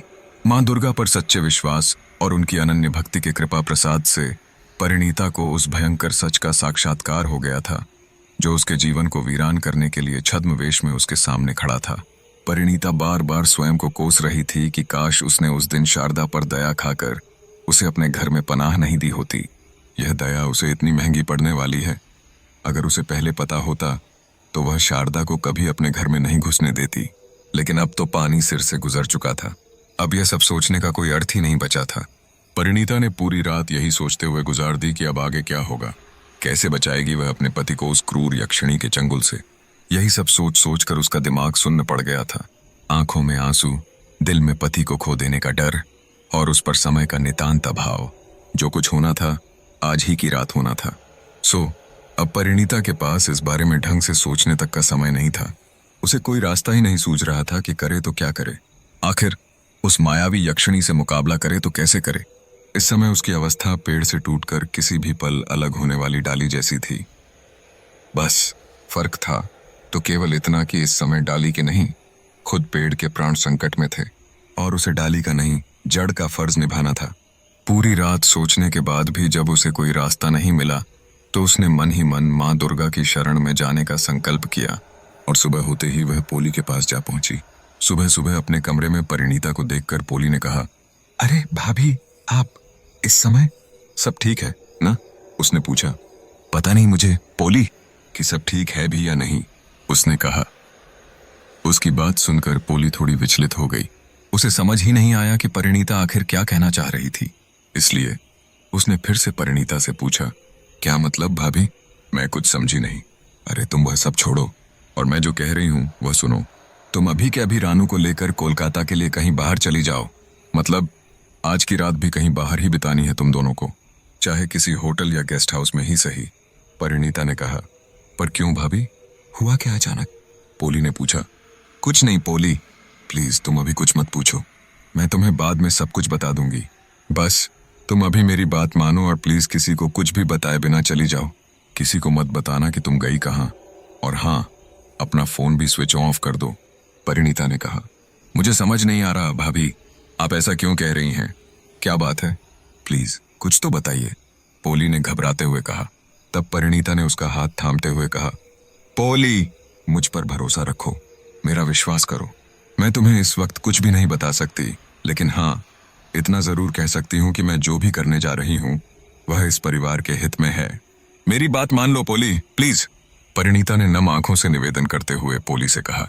पोली को कुछ समझ ही नहीं आ रहा था कि करे तो क्या करे। फिर मन की कशमकश को दबाकर उसने परिणीता की बात मान ली और सबसे नजरें बचाते हुए रानू को लेकर वहां से चली गई। उसके जाने से पहले परिणीता ने उसे अपनी कसम देकर कहा था कि चाहे कुछ भी हो जाए वह कल सुबह तक न तो घर आएगी और न ही घर पर फोन करेगी। उसका मोबाइल भी परिणीता ने स्विच ऑफ करके वहीं उसके बेडरूम में रखवा दिया था। यह सब पोली के लिए बहुत ज्यादा अजीब था, पर अपनी भाभी की मनोदशा देखकर उसने परिणीता की बात मान ली थी। वहीं परिणीता उन दोनों को सही सलामत घर से निकालने में कामयाब होने के बाद सामान्य व्यवहार करते हुए घर के कामों में लग गई। उसने निश्चय कर लिया था कि चाहे कुछ भी हो जाए, पर वह तब तक हार नहीं मानेगी जब तक उसके शरीर में जान है। उसने अपने अशांत मन को बड़ी मुश्किल से काबू में कर रखा था। उसने खुद को सामान्य दिखाते हुए सबके लिए चाय, नाश्ता और दोपहर का खाना बनाया ताकि उस यक्षिणी को उस पर शक न हो। पर खुद अन्न तो क्या, सुबह से एक बूंद पानी भी नहीं पिया। आज न तो करवा चौथ थी, न ही कजली तीज, न छठ पूजा और न ही वट सावित्री व्रत। ऐसा कोई सुहाग का पर्व नहीं था कि उसे ऐसा कठोर व्रत करना पड़े। अमावस्या के इस अशुभ दिन को, जब उसका सुहाग खतरे में था, उसने अपना सौभाग्यकामी व्रत बना लिया था और मन ही मन यह संकल्प ले लिया था कि जब तक देवाशीष को उस यक्षिणी के चंगुल से नहीं बचा लेगी, तब तक न तो कुछ खाएगी और न ही पानी पिएगी। तब तक अंदर चिमंत गई। सच में यही तो होती है असली शक्ति एक पतिव्रता की, उसका मनोबल, जिसे तोड़ पाना इंद्र आदि देवताओं के वश में भी नहीं। जब परिस्थितियां इतनी विपरीत हो जाएं, तब ऐसा अपार धैर्य और मनोबल ही तो साधारण मनुष्य को महामानव बनाता है। परिणीता ने भी उसी बुद्धि कौशल और मनोबल का परिचय दिया था, लेकिन उसके सामने कोई आम इंसान शत्रु बनकर नहीं खड़ा था। उसके समक्ष तो एक महादानवी थी, जो उसके सौभाग्य और जीवन दोनों का ही काल बनकर उसके सिर पर मंडरा रही थी। सुबह से पोली और रानू को घर में न देखकर उस यक्षिणी के मन में संदेह का बीज प्रस्फुटित हो गया, तो उसने सीधे जाकर विद्या देवी से इस बारे में पूछा। तभी परिणीता भी वहां आ पहुंची, तो विद्या देवी ने उससे इस बारे में पूछा। परिणीता जानती थी कि उस यक्षिणी के मन में संदेह जरूर होगा, इसके लिए वह पहले से ही तैयार थी। उसने असहज हुए बिना कहा, जी माँ जी, वो पोली के एक फ्रेंड का एक्सीडेंट हो गया है कल रात। उसे सुबह ही पता चला तो वह मुझे बताए बिना सीधा हॉस्पिटल चली गई। इतनी सुबह वह अकेली जा रही थी, तो मैंने रानू को भी उसके साथ भेज दिया ताकि उसे थोड़ा कंफर्टेबल महसूस हो। अच्छा, तो तुमने ठीक किया बहू, विद्या देवी ने कहा। इस बीच वह शारदा रूपी यक्षिणी परिणीता के हाव भाव पर पैनी नजर रखे हुए थी और उसे परिणीता की सहज भावना के पीछे छिपे डर का थोड़ा सा आभास भी हो गया था। लेकिन आज उसके बलि पूजा के अनुष्ठान का अंतिम दिन था, इसलिए उसने उस छोटे से संदेह को परखना ठीक नहीं समझा और वहां से चली गई। वहीं परिणीता ने भी अवसर पाकर विद्या देवी से बाजार से कुछ जरूरी सामान लाने का बहाना बनाया और घर से निकल गई। मन ही मन मां को याद करते हुए वह सीधे घाटी वाले कालिका मंदिर जा पहुंची, जिस मंदिर का चमत्कार पूरे इलाके में मशहूर था। कोई भी भक्त अब तक वहां से निराश होकर नहीं लौटा था। वहां जाकर उसने मन ही मन मां काली का आह्वान किया और उनसे शरण मांगी। मां जगदम्बा तो भक्तवत्सला हैं, लेकिन भक्तों की पुकार सुनने से पहले वे उनके दृढ़ संकल्प को परखती जरूर हैं। उनके विश्वास और धैर्य की परीक्षा वे अवश्य लेती हैं, और चूंकि परिणीता ने दृढ़ संकल्प लिया था, तो उसकी परीक्षा होना स्वाभाविक ही था। वह पूरा दिन भूखी प्यासी, मन में विश्वास और आस्था की ज्योत जलाए, मां के चरणों में ध्यान लगाए वहीं मंदिर में बैठी रही। बंद आंखें और उनसे बरसते आंसू, जुड़े हुए हाथ और कांपते होंठ, पर मन में विश्वास की ज्योति। जो भी उस पर नजर डालता अवाक होकर बस उसे देखता ही रह जाता। सुबह से शाम हो गई, मंदिर में लोगों की आवाजाही कम हो गई। वह समय भी आ गया जब शयन आरती के बाद पुजारी जी को मंदिर के कपाट बंद करने थे, पर जब उन्होंने परिणीता को अब भी वहीं टस से मस हुए बिना ध्यान मुद्रा में बैठे देखा, तो उन्होंने साधुता दिखाते हुए कपाट बंद नहीं किए, बस जाते समय मेन गेट को बाहर से कुंडी लगाए बिना बंद करके चले गए। वहीं परिणीता अपने दृढ़ संकल्प का पालन करते हुए खुद को और अपने सुहाग को पूर्ण रूप से मां जगदम्बा के श्री चरणों में समर्पित कर चुकी थी। उसने अपने संकल्प की दृढ़ता का परिचय दे दिया था। उसे अब न दिन का भान था और न ही रात का। आत्मसमर्पण का यह भाव तो एक सच्चे भक्त के अतिरिक्त किसी और में दिखाई ही नहीं देता। वही ओजस्वी भाव परिणीता के संकल्प में दिखाई दे रहा था। रात के 10 बज चुके थे और वह अभी भी ध्यान लगाए बैठी थी। आसपास का माहौल एकदम शांत और मानव विहीन हो चुका था, लेकिन उसी शांति को भंग करती हुई एक मंद आवाज परिणीता के कानों में गूंज उठी। तुम कौन हो बेटी? परिणीता ने इसे नजरअंदाज करते हुए अपना ध्यान बनाए रखा। उसने अपनी आंखें नहीं खोली। तब सहसा उसे एहसास हुआ कि कोई बड़े ही प्यार से उसके माथे पर हाथ फेर रहा है। चौंक कर उसने अपनी आंखें खोली तो सामने एक वयोवृद्ध स्त्री को देखा। वे बहुत अधिक बुजुर्ग थीं। उन्होंने जैसे ही देखा कि परिणीता उनकी ओर देख रही है, वे मुस्कुराते हुए बोली, क्या हुआ बेटी, तुम कौन हो और यहाँ व्याकुल होकर क्यों बैठी हो? उन्होंने एक बार फिर परिणीता से पूछा। परिणीता को यह समझ ही नहीं आ रहा था कि उसे उस औरत के सवालों का जवाब देना चाहिए या नहीं। फिर भी उस औरत के चेहरे के तेज को देखकर वह उनसे वशीभूत हो गई और अपने हृदय की सारी वेदना उनके सामने ऐसे उंडेल दी जैसे वह औरत कोई और नहीं, स्वयं साक्षात गायत्री जगदम्बा हो। उस वृद्धा ने भी बड़ी तसल्ली से उसकी पूरी बात सुनी और मुस्कुराने लगी। तब परिणीता ने शिकायत भरे अंदाज में उनसे कहा, तुमको मेरी बात पर विश्वास नहीं है मौसी? मैंने तो ऐसा कुछ नहीं कहा बेटी। उन्होंने कहा, तो फिर आप मेरी बात सुनकर हंस क्यों रही हैं? परिणीता ने उन वृद्ध माता से कहा, मैं तुम पर हंस नहीं रही हूं बेटी, बल्कि मैं तो तुम्हारे दृढ़ संकल्प और विश्वास को देखकर प्रसन्न हो रही हूं।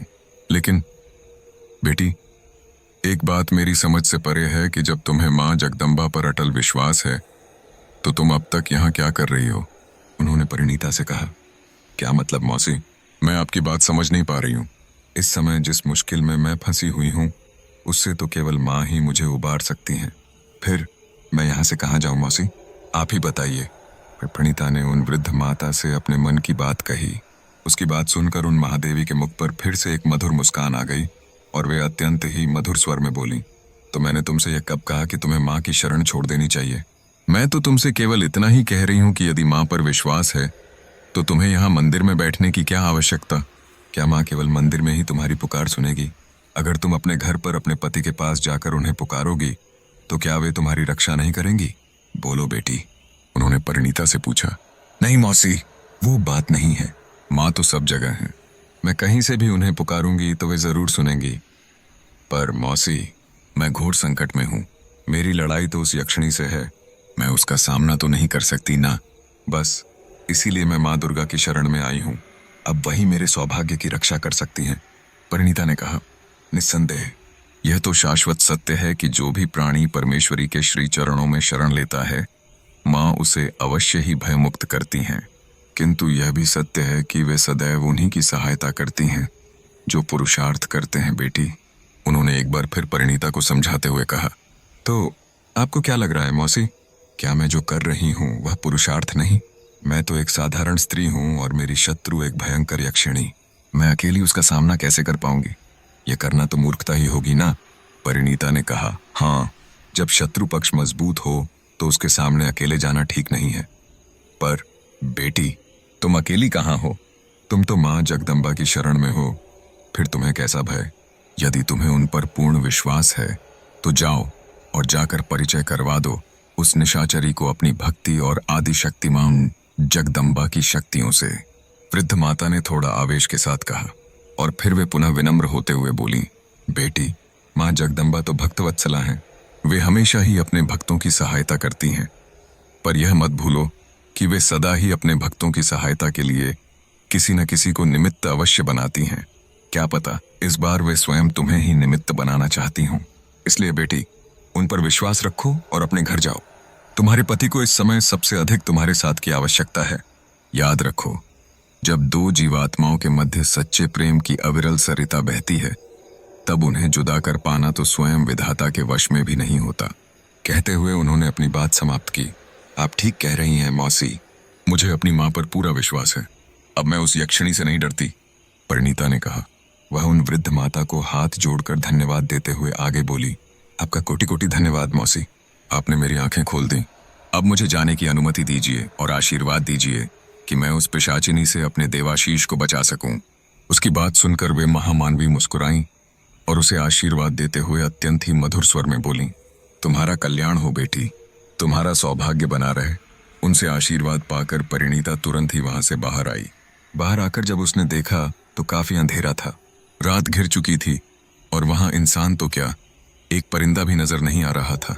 तब उसे अचानक अपने मोबाइल और पर्स का ध्यान आया और वह उन्हें लेने के लिए तुरंत फिर से मंदिर के अंदर की ओर भागी।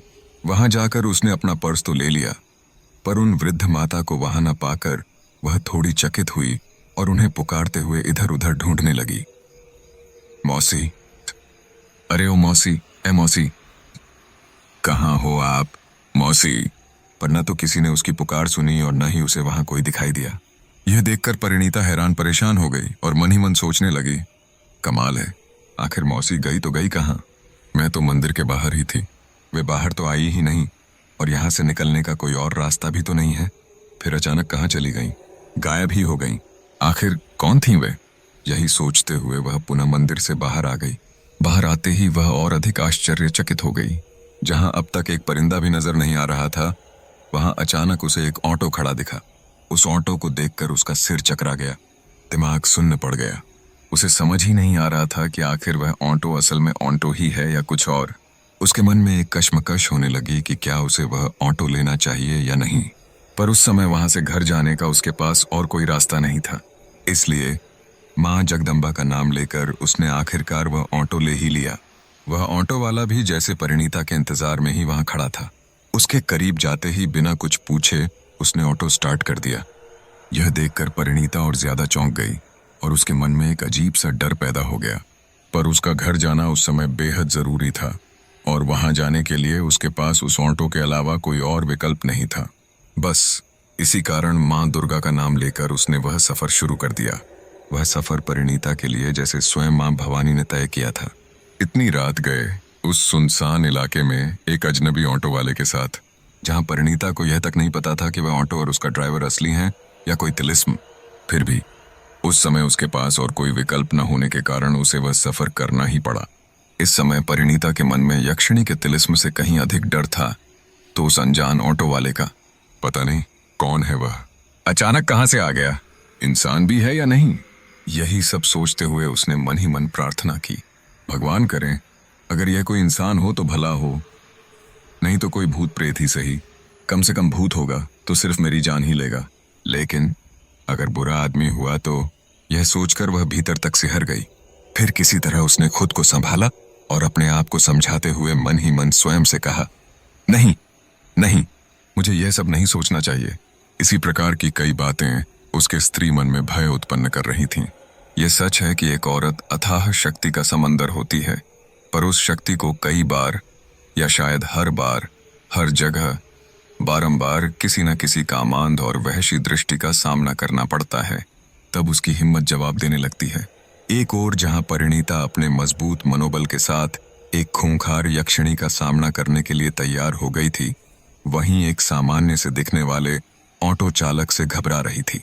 उसके मन की यह व्यथा समझा पाना मेरे वश में नहीं है, पर हाँ, प्रत्येक स्त्री मन इस व्यथा को बड़ी सहजता से समझ सकता है, क्योंकि हम सब अक्सर कहीं न कहीं ऐसी परिस्थितियों से गुजरती रहती हैं। लेकिन मां जगदम्बा की कृपा से परिणीता का यह भय और संदेह भरा सफर सुखद ही रहा। घर पहुंचते ही वह सीधे अंदर की ओर भागी, पर वहां कोई नहीं था। पूरे घर में अंधेरा पसरा हुआ था।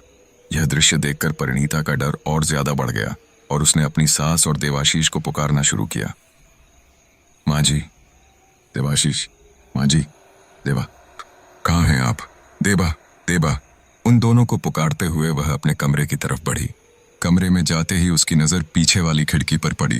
खिड़की से बाहर का दृश्य देखते ही परिणीता के पैरों तले जमीन खिसक गई। हे माँ, सहसा उसके मुंह से निकल पड़ा और वह घर के पीछे वाले ग्राउंड की तरफ भागी। वहां जाकर जो कुछ उसने देखा वह बड़ा ही भयावह था। वह यक्षिणी अपने असली रूप में देवाशीष के साथ विवाह की विधि संपन्न कर रही थी। विद्या देवी भी वहीं पास बैठी हुई थीं। ये देखकर परिणीता को थोड़ा आश्चर्य हुआ। आश्चर्य इस बात का कि आखिर उस भयानक राक्षसी को असली रूप में देखने के बाद भी वे दोनों इतनी सहजता से उसकी हर बात मान रहे थे। यह कैसे हो सकता है? यह वास्तव में अत्यंत ही चकित और विस्मित कर देने वाली बात थी। पर जब उसने ध्यान से विद्या देवी और देवाशीष को देखा तो उसे यह समझते देर न लगी कि उस यक्षिणी ने उन दोनों को पूरी तरह से अपने वश में कर लिया है। परिणीता भय से थरथर कांप रही थी। उस यक्षिणी और उसकी नकारात्मक शक्तियों की क्रूर और डरावनी आवाजें समूचे वातावरण में गूंज रही थीं। परिणीता की आंखों से आंसू झरने लगे थे। हे माँ दुर्गा, तुम ही रक्षा करो माँ, मेरे देवा को उस निशाचरी के चंगुल से बचाओ माँ। उसने हाथ जोड़कर मन ही मन माँ शक्ति को याद किया। तभी उसे उन वृद्ध माता की कही बातें याद आ गईं। उसने मन ही मन पूर्ण श्रद्धा और विश्वास के साथ जगदम्बा का स्मरण किया और अपने संकल्प को दृढ़ करते हुए स्टोर रूम की ओर बढ़ी, जहां उसने उस यक्षिणी और बाकी सबसे छिपाकर माँ की मूर्ति रखी थी। वह सबसे छिपकर निरंतर वहां माँ की आरती और पूजा किया करती थी।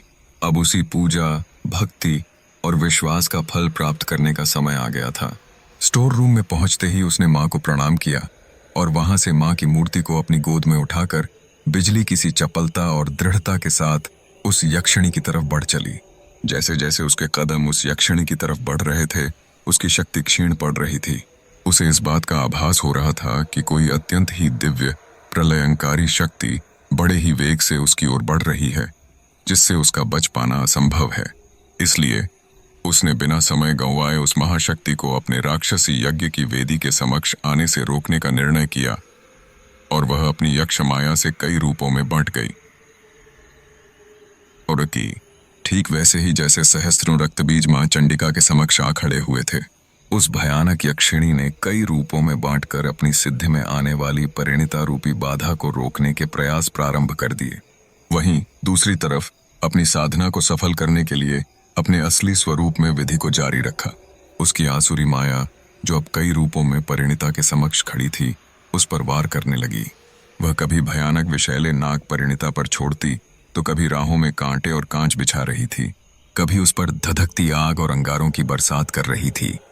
पर वह अपने मनोबल को कमजोर किए बिना इन सब से बचते हुए अपने संकल्प और विश्वास की शक्ति के साथ आगे बढ़ रही थी।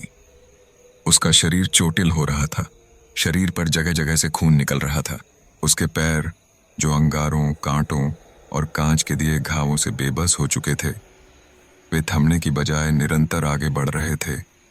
और यही दृढ़ता उसके संकल्प को सफल करने में सहभागी बनने वाली थी। मां जगदम्बा की मूर्ति उसके हाथों में अब भी उसी प्रकार विराजमान थी। उन्हीं के नाम और विश्वास के सहारे परिणीता का मनोबल दृढ़ बना हुआ था। जैसे जैसे यक्षिणी के उन मायावी स्वरूपों के अत्याचार बढ़ रहे थे, परिणीता के मुंह से मां जगदम्बा के नाम की गूंज भी उतनी ही तेज हो रही थी। अब तो जय मां दुर्गा का उद्घोष उसके मुंह से इतना प्रखर और प्रबल हो गया था कि उसकी गूंज तले उस यक्षिणी के सारे मायावी स्वरूप झलकर पल भर में भस्म हो गए। लेकिन उनके दे घावों और चोटों से परिणीता का शरीर छलनी हो चुका था। उसके शरीर का कोई ऐसा अंग नहीं था जहां चोट न लगी हो, रक्त न बह रहा हो। परिणीता के शरीर की सारी शक्ति जा चुकी थी, पर उसके मनोबल की शक्ति अब तो पहले से भी 4 गुना बढ़ गई थी। इसी मनोबल और संकल्प शक्ति के सहारे आखिरकार वह उस यक्षिणी के सारे माया जाल को तोड़कर उसके समीप जा पहुंची। जब वह यक्षिणी के पास पहुंची तो मां जगदम्बा के तेज से यक्षिणी की शक्तियां क्षीण पड़ने लगीं। तब वह गुस्से से बौखला गई और उठकर परिणीता पर प्रहार करने लगी। लेकिन उसकी इस बौखलाहट के चलते उसके वशीकरण का प्रभाव देवाशीष और विद्या देवी पर से खत्म हो गया, जिसके फलस्वरूप वे दोनों उस यक्षिणी के भयानक रूप और उसकी वास्तविकता से परिचित हो गए। डर के मारे उनके शरीर कंप आ रहे थे। वहीं दूसरी तरफ उनकी नजर परिणीता पर पड़ी, जो पूर्ण निर्भीकता और साहस से उस यक्षिणी के समक्ष डटकर खड़ी थी। यक्षिणी ने अपनी यक्षमाया के प्रभाव से उस पर कई प्रहार किए, अनेक प्रकार से उसे भयभीत करने का प्रयास किया। कभी बादलों की तेज गर्जना, तो कभी विस्फोटक जैसी भयंकर आवाज के साथ कड़कती बिजली का भ्रम उत्पन्न किया। तेज आंधी और तूफान जैसी प्रलयंकारी स्थिति उत्पन्न की। भयानक जंगली जानवरों की आवाजें, खूंखार चेहरे वाली प्रेतात्माओं का तांडव, उनका परिणीता पर झपटना, सब कुछ इतना भयानक था कि जिसकी कल्पना भी नहीं की जा सकती। देवाशीष और विद्या देवी तो यह सब देखकर भय के मारे एक कोने में जाकर छिप गए। वहीं परिणीता अब अपने मन के भय की सारी सीमाएं लांघ चुकी थी, और जब इंसान अपने आंतरिक भय की सीमाएं लांघ लेता है तब उसका भय स्वतः ही समाप्त हो जाता है। परिणीता के साथ भी ठीक वैसा ही हुआ। उसने अपने समस्त आंतरिक भय को जीत लिया था। यह वास्तव में नारी शक्ति के अदम्य साहस का अद्भुत उदाहरण था। उन्हें अपनी आंखों पर विश्वास ही नहीं हो रहा था कि जो उनके सामने खड़ी होकर उस यक्षिणी से लोहा ले रही है, वह उनकी अपनी परिणीता है। एक ऐसी खौफनाक बला जिसे देखकर बड़े से बड़े महारथी की भी रूह कांप जाए। परिणीता उसके समक्ष एक स्वयंभू चट्टान की भांति अड़िग खड़ी थी। यह दृश्य उन दोनों के लिए वास्तव में विस्मित करने वाला था। वहीं वह दुरात्मा यक्षिणी अपनी समस्त शक्ति का प्रयोग करके भी परिणीता को डरा नहीं सकी, उसके संकल्प को नहीं तोड़ सकी। उसके शरीर पर अनगिनत घाव देकर भी उसके मनोबल को नहीं तोड़ सकी। अपनी भक्त के इसी मनोबल, संकल्प शक्ति और अटल विश्वास ने मां जगदम्बा को प्रसन्न कर लिया था, और मां ने एक ही पल में अपना चमत्कार दिखा दिया। परिणीता के मनोबल को न तोड़ पाने और अपनी बलि पूजा पूर्ण न कर पाने के कारण यक्षिणी अत्यंत क्रोधित हो गई थी। जब उसके सारे प्रयास और आसुरी शक्तियां विफल हो गईं, तब उसने अपने भुजबल से ही परिणीता को समाप्त करने का निर्णय किया। मेघ गर्जना से भी ऊंचे स्वर में आहें भरते हुए वह बोली, हा हा हा दुष्टा, तूने हा हा हा तूने मेरे अनुष्ठान को भंग कर दिया। मेरी समस्त माया के प्रभाव से भी खुद को बचा लिया, लेकिन अब मैं तुझे नहीं छोड़ूंगी। तुझे अपने इन बलिष्ठ हाथों से मार डालूंगी तुझे। हा हा हा। नाद करती हुई जैसे ही वह परिणीता की तरफ झपटी, परिणीता के अंक में विराजमान मां जगदम्बा की मूर्ति से सहसा एक प्रकाश पुंज प्रस्फुटित हुआ। उसके तेज का प्रभाव यक्षिणी पर पड़ा और वह उस प्रकाश पुंज के तेज को सह नहीं पाई, और वहीं उसी क्षण तड़पती चीखती हुई उस दिव्य ज्वाला के समक्ष भस्म हो गई। उसकी दर्दनाक चीखें समूचे वातावरण में गूंज उठीं। यकायक सब कुछ शांत हो गया। लहरों की अनुपस्थिति में सागर में जो शांति होती है, ठीक वैसी ही शांति वहां छा गई। सब कुछ शांत होते ही परिणीता निढाल होकर वहीं जमीन पर बैठ गई और अश्रुपूरित नयनों से भाव विभोर होते हुए मां को प्रणाम किया। देवाशीष और विद्या देवी भी वहां आ गए। यह सब उन्होंने भी अपनी आंखों से देखा था। परिणीता का सुदृढ़ मनोबल, मां दुर्गा पर अटल विश्वास तथा मां जगदम्बा का वह अद्भुत चमत्कार, उन दोनों ने भी पूरे मन से मां को प्रणाम किया। मन ही मन उन्हें खूब धन्यवाद दिया। फिर दोनों ने हाथ जोड़कर परिणीता को भी नमन किया। उन दोनों को अपनी भूल का एहसास हो गया था। इसीलिए विद्या देवी ने उससे माफी मांगते हुए कहा, मुझे माफ कर दो बहू, तुमने मुझे चेताया था पर मैंने तुम्हारी बात नहीं मानी और घोर भूल से मां दुर्गा की मूर्ति हटाकर उनका भी अपमान किया। मुझे माफ कर दो बहू, माफ कर दो। कहते हुए उनकी आंखों में आंसू आ गए। देवाशीष को भी अपनी भूल समझ में आ गई थी। अब उसे यह भी एहसास हो गया था कि आज तक जो कुछ भी असामान्य घटित हुआ वह सब उसी के कारण हुआ था। परिणीता ने उसे हर बार चेताया और समझाया था, पर अपने मेल ईगो के चलते उसने उसकी एक भी बात नहीं सुनी। उसी हट का खामियाजा उसके पूरे परिवार और खासकर परिणीता को भुगतना पड़ा। उसने भी हाथ जोड़कर परिणीता से माफी मांगते हुए कहा, सबसे ज्यादा तो मैं तुम्हारा दोषी हूं परिणीता। तुम हमेशा मुझे समझाती रही, पर मैंने कभी तुम्हारी बातों को नहीं सुना। हमेशा तुम्हारी भक्ति और विश्वास का मजाक बनाया। मैंने तो केवल तुम्हारा ही नहीं बल्कि भगवान का भी अपमान किया है सदा। पर आज मैंने तुम्हारी भक्ति और मां दुर्गा की शक्ति दोनों का ही चमत्कार देख लिया है। अब मुझे समझ में आ गया है कि जैसे एक छोटे से तालाब की मछली अगर महासागर के अस्तित्व को चुनौती दे तो उसके मानने या न मानने से सागर के अस्तित्व पर कोई संकट नहीं आता, ठीक वैसे ही कुछ लोगों के संदेह करने से ईश्वर के अस्तित्व को चुनौती नहीं दी जा सकती। मुझे माफ कर दो परिणीता, मेरी ही वजह से यह मुसीबत हमारे गले पड़ी। पूरे परिवार की जान खतरे में पड़ गई केवल मेरे हट के कारण, जिससे हम सबको बचाने के लिए तुम्हें अपना जीवन संकट में डालना पड़ा। मुझे माफ कर दो परिणीता, हो सके तो मुझे माफ कर दो। नम आंखों और भरे दिल से देवाशीष ने कहा। परिणीता ने उनकी ओर देखा, फिर भावुक होते हुए बोली, यह आप दोनों क्या कर रहे हैं? मुझसे माफी मांगकर मुझे पाप की भागी क्यों बना रहे हैं? मैं कौन होती हूँ किसी को माफ करने वाली, न किसी को बचाने वाली। जो कुछ भी हुआ वह माँ दुर्गा ने किया है। यह तो केवल उन्हीं की कृपा और अंतः प्रेरणा से संभव हो सका है। उन्हीं की कृपा से मुझे शारदा के रूप में आई उस यक्षिणी की असलियत पता चली थी, और उन्हीं की कृपा से मैं यहाँ उस विश्वास के साथ उस यक्षिणी से लड़ सकी हूँ। कहते हुए परिणीता ने उन दोनों को मां भगवती द्वारा की गई सहायता और मार्गदर्शन का पूरा वृत्तांत सुनाया। कैसे अकस्मात प्रकट हुई उन वृद्ध माता के दिए संबल और विशुद्ध ज्ञान से उसे उस भयानक यक्षिणी का सामना करने की प्रेरणा मिली। कैसे उस सुनसान जंगली रास्ते पर इतनी रात में ऑटो मिल गया, और तो और उसने न तो उसे घर का पता बताया था, न ही जल्दबाजी में किराया दिया था। फिर भी उस ऑटो वाले ने उसे सही जगह लाकर उतारा और किराया लेने भी नहीं आया। स्ट्रेंज। और वह आगे बोली, उस समय जल्दबाजी में मुझे इन चीजों का ख्याल ही नहीं आया, पर अब जब शांत मन से एक बार फिर उन घटनाओं को याद कर रही हूं तो ऐसा लग रहा है कि वो सब कोई इत्तेफाक नहीं हो सकता। कहीं ना कहीं कोई तो जरूर था उस समय मेरे साथ, जो उन विपरीत परिस्थितियों में मुझे सहारा दे रहा था, किसी न किसी रूप में मेरी मदद कर रहा था। और मुझे लगता है वो अदृश्य शक्ति कोई और नहीं, स्वयं मां जगदम्बा ही थी। उसकी बात सुनकर विद्या देवी बोली, तुम ठीक कहती हो बहू, वो अदृश्य शक्ति मां ही थी जिन्होंने हमें उस यक्षिणी से मुक्त कर दिया। कहते हुए उन्होंने मां को हाथ जोड़कर प्रणाम किया। देवाशीष और परिणीता ने भी पूर्ण श्रद्धा से मां को हाथ जोड़े। अब वहां सब कुछ हमेशा हमेशा के लिए ठीक हो गया था। दूसरे दिन रानू और पोली भी आ गईं। उन्हें भी सच जानकर बहुत खुशी हुई और परिणीता पर अभिमान भी। सब कुछ सामान्य हो जाने के बाद भी वे लोग फिर कभी अनुराधा पैलेस में लौटकर नहीं गए। हाँ, बस उस यक्षिणी के प्रतीक, उस वट वृक्ष को कटवाकर हमेशा के लिए नष्ट कर दिया। तो दोस्तों, यह कहानी यहीं पर समाप्त होती है। आप सबने चैनल को इतना प्यार दिया, इसके लिए आपका आभार।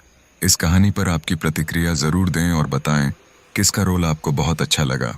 ऐसी ही कहानियां लेकर मैं आपको जल्द मिलूंगा। तो दोस्तों, मुझे ज़रूर फॉलो कर दीजिए ताकि अगली कहानियों का आपको पता चले। आप सबका दिल से धन्यवाद।